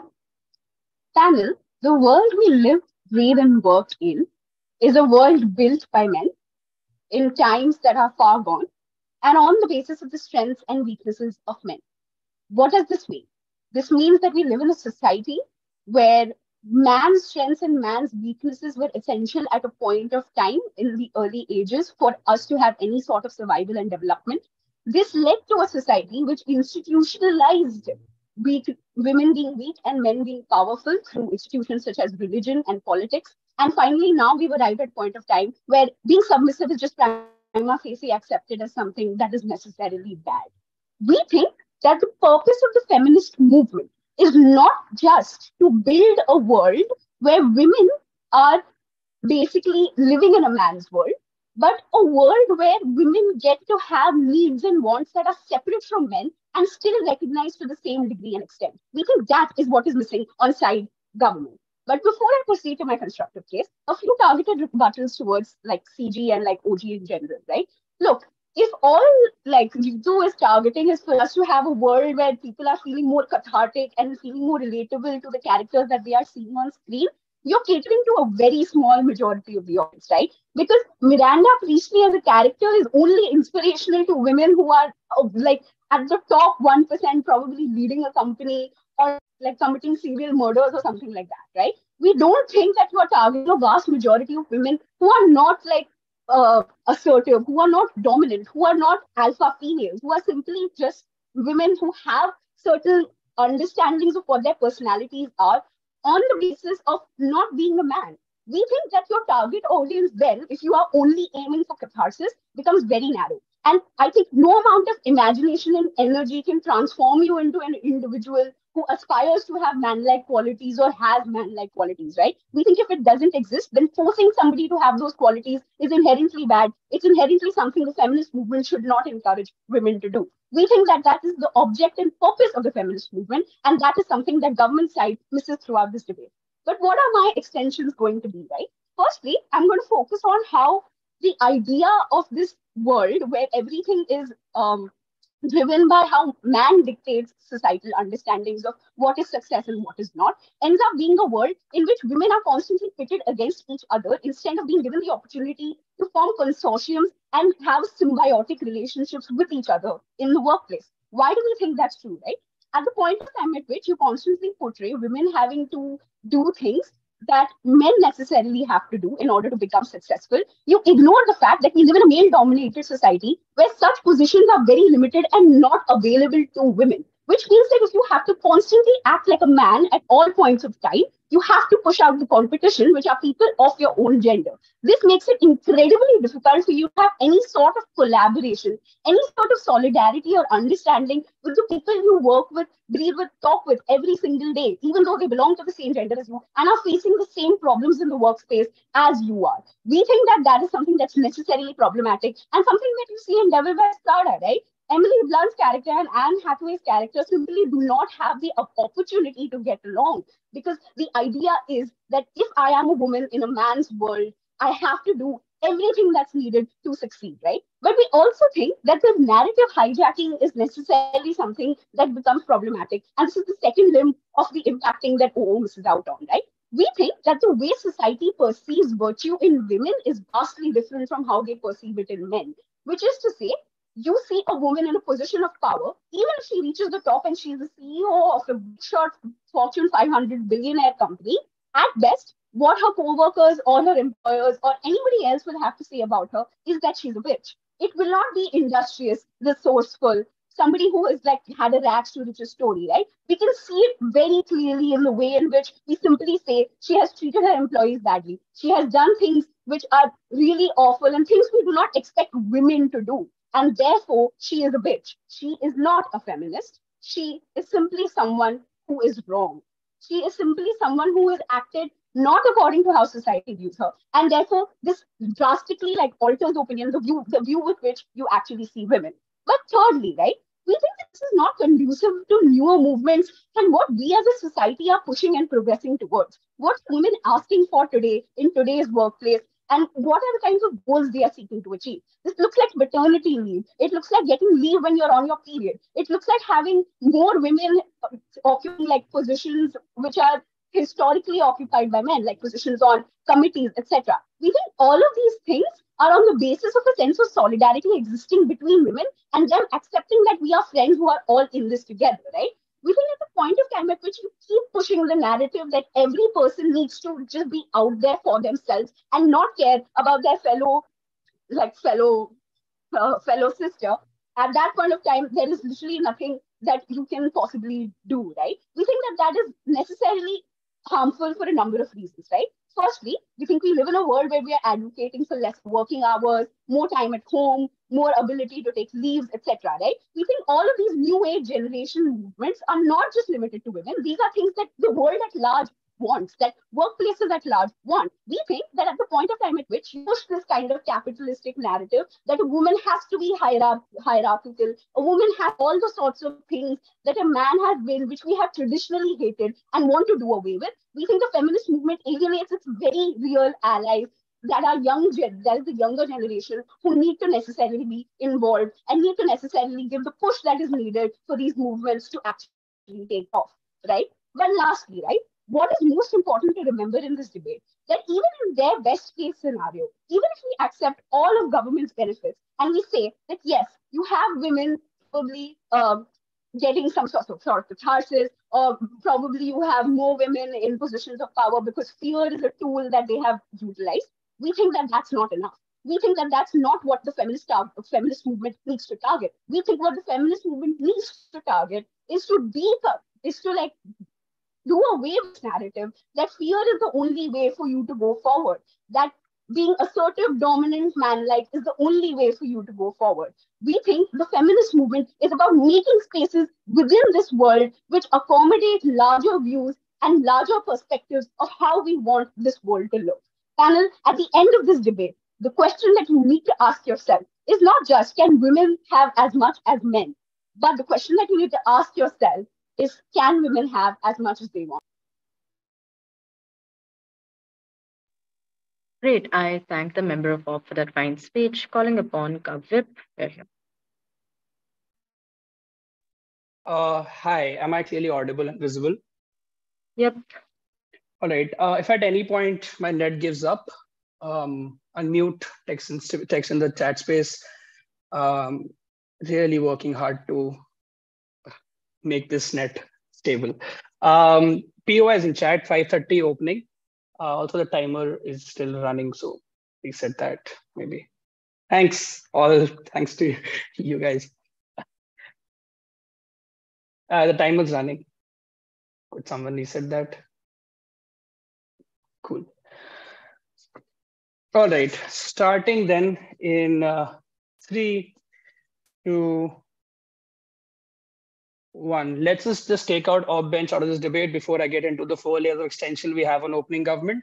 Firstly, on opening opposition, I don't think they have a comparative to stand on within this debate. They say that women can still be inspirational based on the skills that they have, and you can use your skills to go ahead and inspire other people. Firstly, I'm not sure why skills can't exist with fear and why these two things are clashing in a way that they can't exist in the same space. So we can still have the skills on our side of the house. People can be skilled and can be feared, but people cannot be skilled and still be feared. Just look at Rito, right? He's not skilled, but people still fear him because of his gender or whatever, right? I think those kind of things can still exist. So I'm not sure the comparative is actually asymmetric. It's symmetric. You can co-op all those things on our side of the house as well. I'm not sure why these two things are clashing at any points. So I don't think opening opposition then has a comparative, because I'm not sure why skills in and of it themselves is a good enough way for you to judge people, because skills are always perceived on how you have a preconceived notion about this person, right? So you can be as skilled as a debater as you want, but if you're probably a woman in this toxic masculine dominated space, your skills will always be devalued as opposed to someone who's a man who has half the skills you have, but you'll always be respected more because of their gender. I think skills are very dependent on how people perceive you as a person and preconceived notions that they have about you, and not something that's objectively quantifiable based on the ideas of, say, said metrics like just how many debate tournaments you won. Because even if you win enough debate tournaments, people won't still respect you because of your gender and of itself. I think that means that skills are not objectively quantifiable and changing people's perspective at any points of time. But also acquiring those skills on opening opposition is exceptionally difficult. I think we live in a patriarchal society. That means access to those kind of skills for women is also very limited. I don't think opening opposition is then fair to paint that comparative onto us. If they're not comparative, I legit don't have to deal with any more of their case. They're already out of the round. Closing opposition then. I think closing opposition is already preempted by Rito, because they say that you only affect the top 1% of the women. I'll posit that's largely fundamentally untrue, because the portrayal that these directors or producers will have is obviously going to target a larger audience, because they need to cater to a larger audience because they want to make money. That's exactly what a producer wants, right? Plus, you also want to virtue signal, so you probably have a larger audience you need to cater to. That means you probably will have like films that like Kahani, which also talk about women who are coming from marginalized sections, such as women who are middle class, right? You don't have to talk about women who is just Sheryl Sandberg in, say, Devil Wear Prada. I think that's fundamentally untrue. But even if that is true, and we'll take a best case scenario, you can at least still get some amount of catharsis on our side of the house, even if you're a top 1% woman, because that is also very important for the feminist movement, because these top 1% women are the women who contribute the most of the feminist movement in terms of resources. Those resources are important for the feminist movement as an actor's motion, because you want to go ahead and spread your word around, you want to indulge more in developing nations and all those kind of things, and you want to distribute like sanitary pads, create awareness campaigns, all those kind of things that feminist movement does in developing nations require resources. So even if you go ahead and target the overall 1%, it's still a benefit. I'm not sure why that's a harm. Or closing opposition's engagement is also largely untrue. Then they say that women will be seen as toxic in the workspace. I don't think that the portrayal is going to be as rampant as they say, as they posit. But even if it is, I think the ability for some women to gain catharsis, again, some amount of revenge on men, the men who have gone ahead and made the space toxic in the real world, is still good enough, right? Because now you can conceptualize that you can also be the same person that your boss is. If your boss is a man who's toxic, even I can be that person. And even if it is toxic, at least I get a position of power. At least I get catharsis from my portrayal on the big screen. That is still good enough. I'm not sure why workplace toxicity is the biggest harm that exists as a consequence of this motion, because people don't go to movies and just start making the workplace toxic based on movies anyway. CEO also does not tell us what the comparative is. If you've probably seen as submissive on opposition side of the house, why is that good, and why you need to go ahead and show women like as submissive if you don't want to show them as someone who's fearful. I think at that point of time, when they don't defend the comparative, both off benches just lose clearly out of gov bench entirely. But I think we beat opening opposition also for extensions that we run on them. Firstly, we tell you why films are important to create discourse, and why they're important to spread a message, and why they're better than other sources of like education, like literature or social media for that matter, which is something that they never characterize. They just start assuming in impacts. I think we give you multiple reasons. 5 things. Firstly, we give you that it's easy to access films because of how cheap the tickets are, but also OTT platforms like Netflix bringing like shows directly to your phone. Everyone has a phone. Most people have a network connection to go and access these things. Secondly, it's more visual. That means you can learn without you knowing how to read or write. So it's also good enough for you, even if you're an illiterate person, to opt into films. Thirdly, the emotional impact that films create is much more real, because now you create like things like stress in people's heads, or you create like give them cliffhangers. That means they're more emotionally engaged with the concept as opposed to social media, which doesn't engage you the same way as a film does. Fourthly, identification with a real person. Now you see yourself within the character. That's why people aspire to become Superman, because they see that it's also a human being who can go and do those kind of things, right? So that inspiration or the relatability is much more when you talk about films as opposed to social media or literature that you read. Lastly, the pop culture references stick. That means memes about movies and reels and songs, all those things stick with you, and that's why films create a positive discourse. The reason why I'm telling you this and why the reason why this section has become important is because we make out whatever opening government says in terms of them getting some sort of representation. I think the impact on our side is much better that you get catharsis out of you being portrayed, or you can at least conceptualize that you are someone who can be feared as a woman. I think it's much more important to you as opposed to like you being seen as someone who's submissive on the big screen as well versus opposition comparative. That means the conceptualization of that position of power or that authority that opening opposition talks about is better done when we talk about these things in films, and that means films are much better mechanism to do that. That means opening government loses because they never go ahead and explain those things. Three other extensions. Firstly, we tell you how you can subvert gender roles by these things by not directly attacking gender roles, but saying that you can still be a mother and you can still be feared just like how you were in Kahani, right? So you don't have to attack gender roles. You can either reclaim them and say that we go ahead and we can select because we are locked in and boxed in the society. It's good that we can still be a mother and still be feared because changing yourself to a fearful person just requires a perspective change and doesn't require a change like you shifting to corporate, all those kind of things. That's still better for a lot of women. It's more accessible before going on show. Yeah, you have a hard burden of posing fearful women. We don't have that burden. We can just see women as feared. The metrics are different. Also, you can't exercise this catharsis by being fearful because this is a like sexist word. Okay. You can be fearful. That gives you the ability to go ahead and exact revenge on men who have always put fear in you in all your life. That is good enough thing for catharsis. I don't need to make it out any further.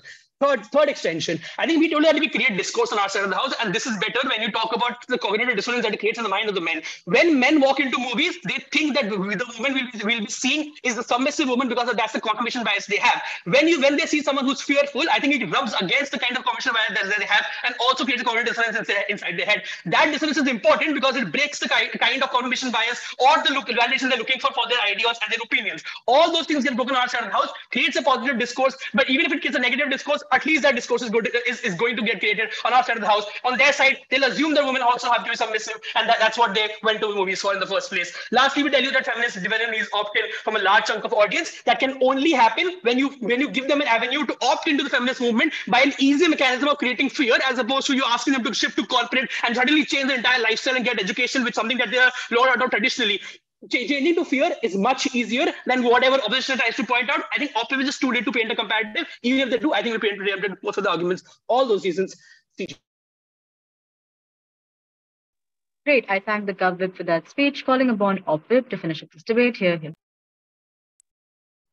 Hope I'm audible. Yep, you are. Great. Okay.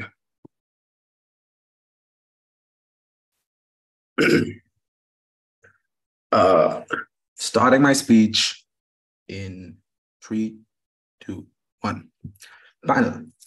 The disgusting reality of the world we occupy is that virtues such as love, compassion, and camaraderie are slowly fading away into obscurity, while virtues such as vindictiveness, competitiveness, and fucking each other are rewarded on a regular basis. The reason is simple. Anushka tells you clearly, right? Because we live in a capitalist world where the very few rich are likely to benefit more at the cost of disposable workers that are competing with each other rather than with them, right? The problem then ends up being that male or female, the average worker is slowly losing relevance and value, and supporting portrayals of toxic women within workplaces further exasperates this issue. We as the feminist movement vehemently oppose it. One caveat to this thing that I just said, right? I know this debate is not just constrained to women within workplaces, but the kind of aspirational value that both teams on Gov talks about is about women doing more so than what's offered in life. I think at that point, this sort of generalization is something that's granted within this debate. So what am I going to do? Okay, two things actually. I'm going to take out GovBench as a whole, create distinctions between OG and CG as and where there were extensions from CG. Then I'm going to take out opening up and lastly give you a short summarization as to why we conclusively win this debate, right? Okay, let's start with GovBench. There are a few common ideas, and the biggest one is that there is more strength to women, something both OG and CG argue, right? At this point, I posit a simple question to all three benches, right?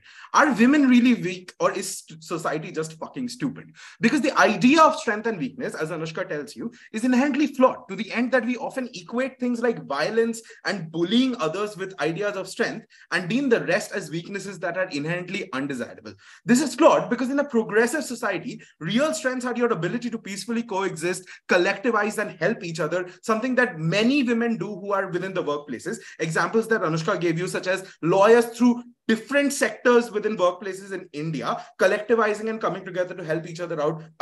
Female lawyers to be specific. This is also a way you can create aspirational value in our society. Let's be very clear, the comparative is collectivization and not submission, as so ignorantly closing government pushes at you. But secondly, the idea that you get from closing government that, at least there is some aspirational value in and of itself. And this is a bit derivative from OG, but still more analysis comes from CG, right? We think virtues are judged differently for women than men. And this is extremely important because there is no guarantee the kind of women you portray on their side is likely going to have the same sort of an impact and perception within the public. And this is an issue. Notice how what makes a man a stud or a cool person suddenly makes a woman equally undesirable in society, right? Example, look at the difference in public reactions to superheroes that you have, and notice how conveniently closing Gov keeps talking about superheroes and all. But within that convenient example also, Captain Marvel was vehemently rejected, and so many other women that have come up as new superheroes in Phase 4, while others are still held on to in terms of men, right? The simple fact that women can show that they have strength doesn't mean that public will internalize that as a good thing. And this is because we live in an extremely sexist society. Secondly, we get the idea that you challenge societal norms. But the question I posit again is, does it really challenge societal norms? And this is quite unlikely because often the portrayals that we talk about from Gov buy into the largely patriarchal narrative of being say toxic at work or just being violent, etc. Devil Wears Prada came out nearly 2 decades ago, and yet the apparent benefits of this catharsism that CG talks about, or the aspirational value that OG talks about, hasn't really percolated down to the lowest worker. Fuck that. Even the average NCM worker in the capitalist society that we now work in doesn't really have any benefits that has permeated to them, let alone the lowest worker that you might talk about. So yeah, you might be challenging a social norm on government, but you're not challenging the social norm that needs to be challenged, the idea that workplaces can be toxic. Then we get the bizarre idea that women learn to be strong by watching these movies and shit. First, I want to say women are strong. I'm sick of listening to people say that women don't really aspire to be strong, so these movies help them to be. I think women aspire to be strong simply because of the fact that there are many things within their life that has fucked them over to such a great extent that you learn that being strong is the only thing. But what's important again here is the comparative CG pushes, that is the idea of collectivization. If strength is something that's desirable, strength to collectivization and say collective bargaining is a lot more on our side, the point at which women come together, rather than having people who fuck over others and making women aspire to those kind of people.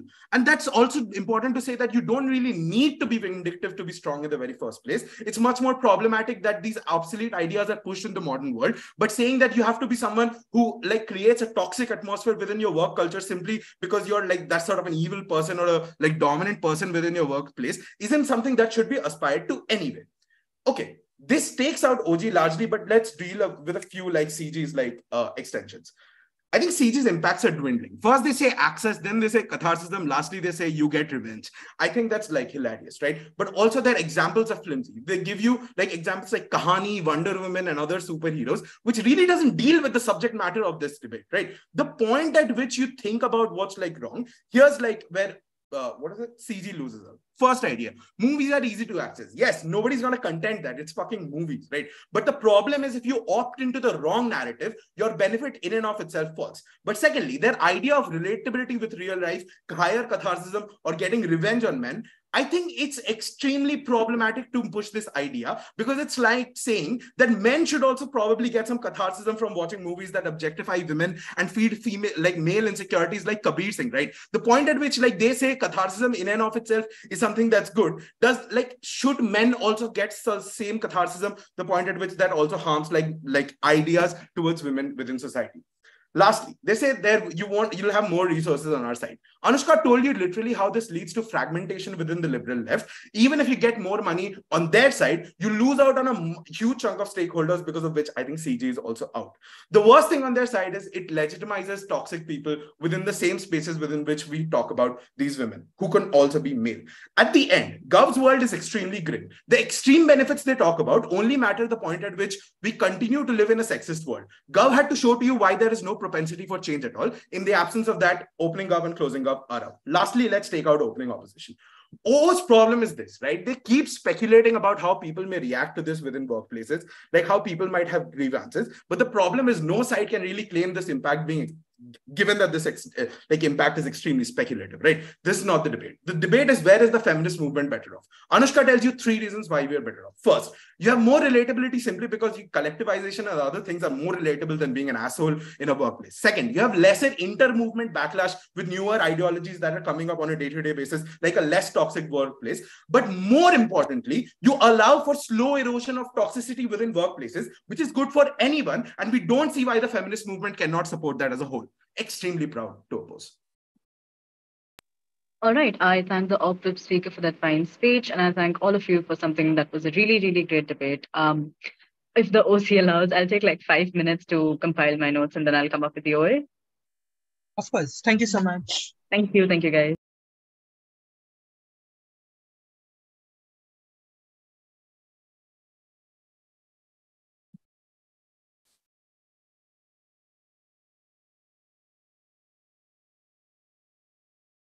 Hi, if someone could post the verdict on the WhatsApp group, I'd really appreciate it. Thank you so much for the debate, guys.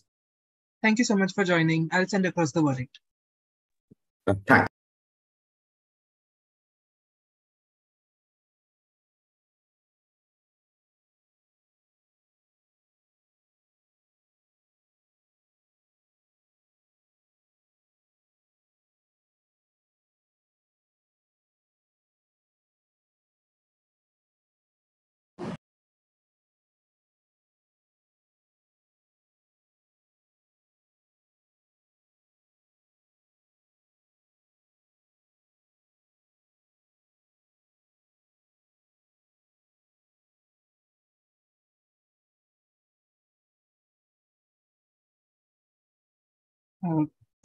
Hi to all the audience present here. You all can ask your friends to join in at this present point, because we'll probably be discussing the verdict. You can have, if you have any questions to ask us, you can definitely ask us. So please ask them to join in, because we have space for around 10-15 speakers or 10-15 people left. So yeah.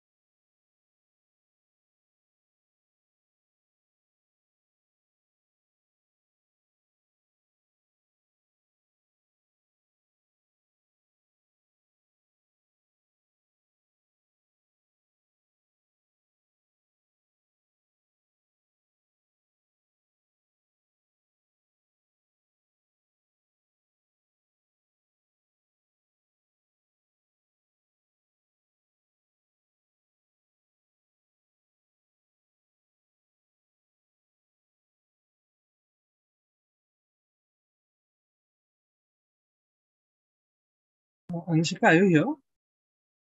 Yeah, I just need 2 more minutes. I'll just be done. All right. Cool.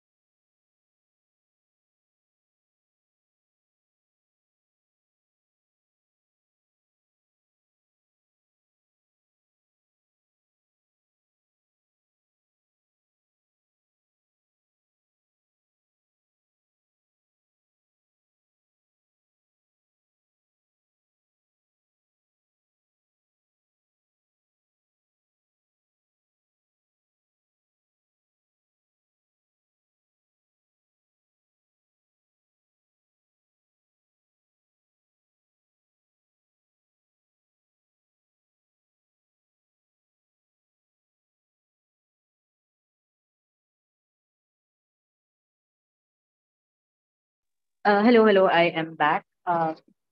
Since I am in a college premises right now, the net isn't the best, so I'll keep my camera off, and I will keep this really short because this building is not at my disposal and I need to be done by 10:30. So I hope everyone who needs to listen to this OA is in the room. OC, anyone, if you could give me like a confirmation, if I can just go ahead. Yep. Okay. I'm just setting my timer for like 8 minutes. Cool. Starting my OA in 3, 2, 1. All right. Before I begin with like everything that I want to say, I want to thank all of the speakers for this round. I genuinely enjoyed this debate. I thought it was extremely high quality. It was an absolute pleasure judging all 8 of you. I'll start with my verdict. For me, the standings and the verdict is as follows. First is taken by CG, second OG, followed by O, and last, unfortunately, by CO. Cool. With that out of the way, I'll tell you the structure of my OA. First, I'll tell you the metrics by which I judged this round, followed by some general comments on what my perspective on the debate was and what it looked like after 8 really long and really strong speeches, which I think apply to all the teams within this case. Then I will go through some individual flashes within which I'll incorporate resolutions, constructives, margins, essentially telling you why the verdict looks the way it does. Cool. Moving on to my metrics, right? So in terms of metrics, my metrics for judging this debate were reasonably really simple, nothing too complex. One what is the portrayal of women as sources of fear in films within the context of feminist movement and its goals looks like, and what are its consequences likely to be? Second, assuming harms and benefits are likely to coexist on either sides of the house, since this is a narrative, that's why there is going to be benefits and harms on both sides of the house. Where do I see the opportunity cost of accessing these benefits being the least for the identified stakeholder? Simply put, it just means like, where do I see the most primary and like most vulnerable stakeholders benefiting at the highest quantum without having to invest, or without having to, the most convenient benefit? Where do they get the benefit the most conveniently without having to spend any amount of resources, be it emotional, be it financial, be it whatever? So where do I see the opportunity cost being the least and the utility coming out of it being the highest? Cool. In terms of general comments, I want to talk about only one thing, and then I'll quickly dive into the individual clashes. Insofar as the impacts and likelihood of the same, which is a likelihood of these impacts, are considered, I think all four benches did a very fair job in establishing and bolstering their own sides, right? I think something, however, at like multiple points within this debate gets very, very blurred for me, and also becomes the margin that differentiates the standings within the verdict for me, is the very important context of women being sources of fear in films versus women being sources of fear in the real world. Why is this very, very important? Because the impacts of those two ideas are very, very different in terms of what it does for the feminist movement at large. So I think with that being blurred in like the third and fourth taking benches, I think with that idea being blurred, that is also a reasoning as to why they took the third and fourth for me. Cool. I'll move into individual clashes. And the method I will be following to discuss these clashes is I'll be going from fourth to first, giving my reasoning for the positions as they go. I will be keeping this really, really short. I do not have a lot of time on my hands right now. I have to leave this room really fast. Cool. I'll start with CO, and what do I get from them? I get from them is that the narrative that, being submissive is bad, or being anything that is opposed to fear is bad, is born out of a world that was systemically oppressive towards women. And how their rebuttal on like catharsis appeals to like a very, like the idea on catharsis that comes from CG primarily, it appeals to a very small 1% of women within the stakeholders, and how intersectional minorities, or simply women who are not at the upper echelons of corporations, do not relate with this.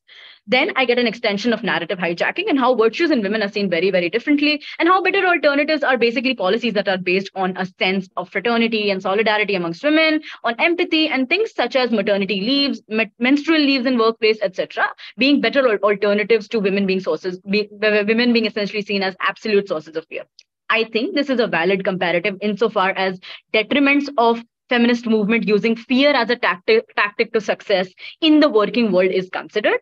However, I'm unsure if said extension on like the clash on comparative gets fleshed out enough in the absence of an analysis that talks about, or like an analysis on why said detriments are just as bad or bad at all, or they exist at all when portrayed in film specifically. That brings me back to my general comment wherein I talk about this line of distinction of impacts when this fear tactic is portrayed as a tactic within films versus when it is like juxtaposed in its absolute form in real lives by women, right?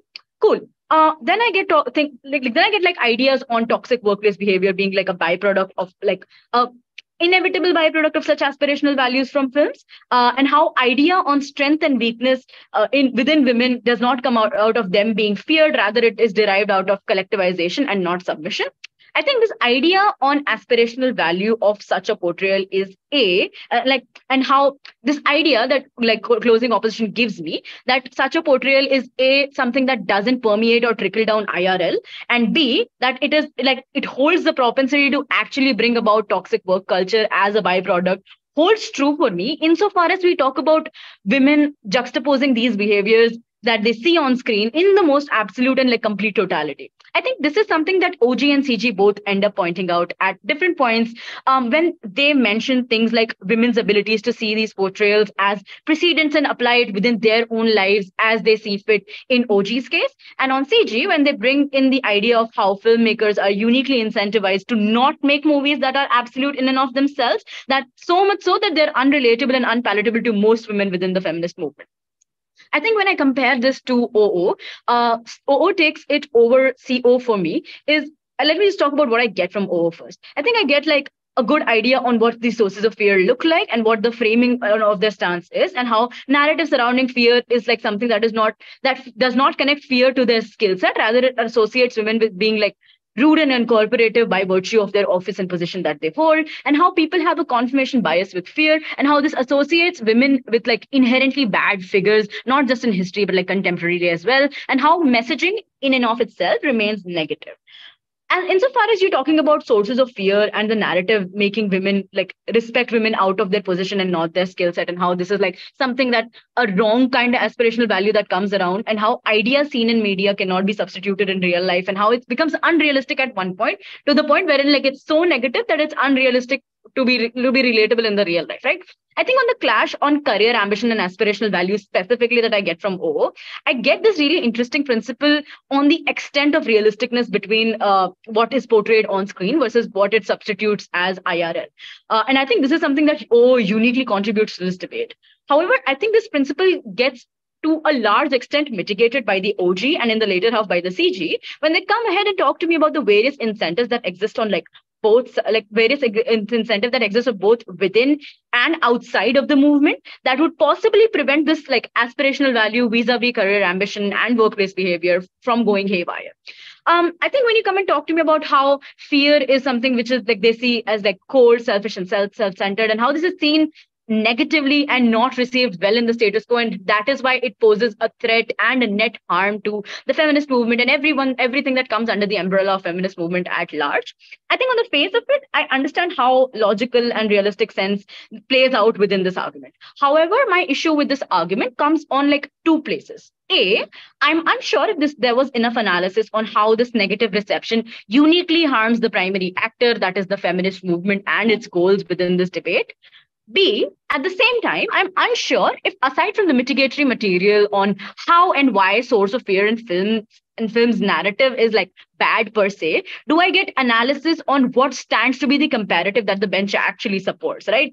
I think this is something like the others, like the opening benches were like, I mean, the gov benches were able to point out, and I think some semblance of it is of the same. Is something that I could credit OO for and put OO above CO for is the response that they give to a POI, wherein they talk about how submission is not what they like root for, or their comparative is not like based in submission. However, I think like a lack of mechanization on the same, or it not coming as an argument and coming rather as like a response, is something that makes it hold not as much weight for me. And like a lack of mechanization because of the same is what puts like OO at a better position as compared to CO, but not at a better position when it compares to like OG. With that, segue into talking about OG.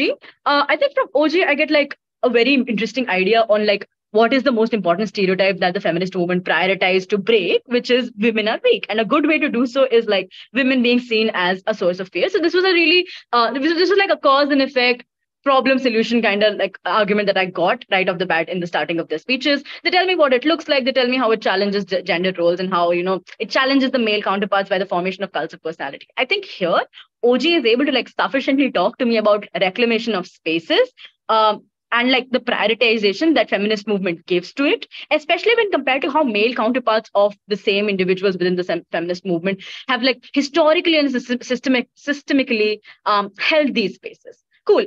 Then they go ahead and talk to me about why sources of fear, like sources of fear per se, is important. Like why this narrative of women being sources of fear is important. How this is like, this directly challenges the idea of like men being stronger physically, and that something that the patriarchy harps upon a lot. How there's more social commentary or like more spaces for these actresses to go ahead and make controversial stances, and how this brings in the possibility for women to actually take roles that society traditionally and like societally doesn't let them have, right? I think a very interesting thing at that point, which I get from OG, is them talking about how you cannot characterize fear as like something unidimensional and something that only applies in like absolute form as it is seen on screen. I think this was an important mitigation when it comes to the nuance of the motion that specifically focuses on women being sources of fear in films more than simply them being sources of fear universally or in REM, right? I think another thing that is like that was talked about amongst all of the four benches here was like career ambition clash, and how the narratives in the status quo subvert women's ambitions, how there are glass ceilings, gender roles, expectations, etc. I think OG is able to bring this like important policy alternative to me, or like the policy idea to me, that counterbalance exists where media is able to depict women as sources of fear, and this counterbalance comes in through media when it depicts women as sources of fear. I think OG within this clash is able to tell me about the net benefit of using films as a media, or like films as the channel to spread this narrative, and B, a juxtaposition of this narrative being done in a more realistic way in a world wherein women harp on this inspiration from these characters and use said inspiration in their own unique lived experiences to break their own oppressive barriers, since it is like a valid idea that all like these experiences that women go through under the same systemic oppression are not homogeneous in nature. However, at the same time, what puts CG over OG for me is the prioritization they make in terms of what feminist movement looks like and what feminist movement actually wants. In terms of policy and immediate catharsis to its members, it is logically sound for CG to come up and tell me that it is probably like a probable and potential idea on feminist movement to go ahead and prioritize catharsis over like policy changes or over things like counterbalance, right? So CG goes ahead and talks to me about societal narratives and like, well, why is it like what makes fear important within societal narratives, and within that itself, what makes films important, independent of like whatever policy that the films are actually talking about. They give me ideas like good avenues for discourse, accessibility, emotional catharsis, focusing more on the catharsis because stakeholders relate to them. I think with the characterization on those lines, CG is able to like establish over OG the idea that movies, independent of like any focal narrative, are A, good, and B, more likely to benefit stakeholders by the virtue of things like accessibility and like just avenues for discourse in the status quo. Furthermore, I think the prioritization on catharsis as an outcome, especially within the goals of feminist movement, was a unique extension that I got on CG, which puts them slightly above OG for me. I think in motions that talk about issues that are based on the lived experiences of vulnerable minorities, it's important to think about and bolster softer aspirations such as catharsis over like more hardliner stance or hardliner priorities like policy changes on like the central level. Since this is something which the majority sees as trivial, it is important to acknowledge that feminist movement, since it is based on individuals who've been historically like vulnerable and historically oppressed, these trivial things are not as trivial to them as they are to the majority. And that is something that the CG like well establishes for me and acknowledges for me. I think at the end, CG is able to like tackle down things like the 1% rebuttal that they get from CEO and like all the other things. They talk about how narrative of fear gives like the push for the rancid world to actually respect your fears, respect your skills. I'm sorry.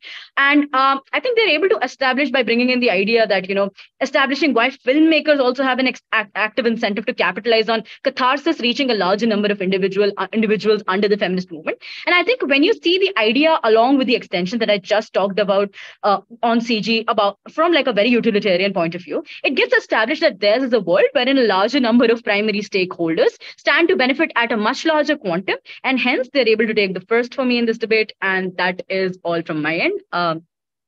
Thank you so much for the debate. Thank you so much, Anushika. And also huge thank you to all the speakers who took out time from their busy schedules to come join us today. So as for the people from our from like GLC who are spectators here, if you have any questions, you can go ahead and ask them, or we could like go ahead and leave the meeting as well.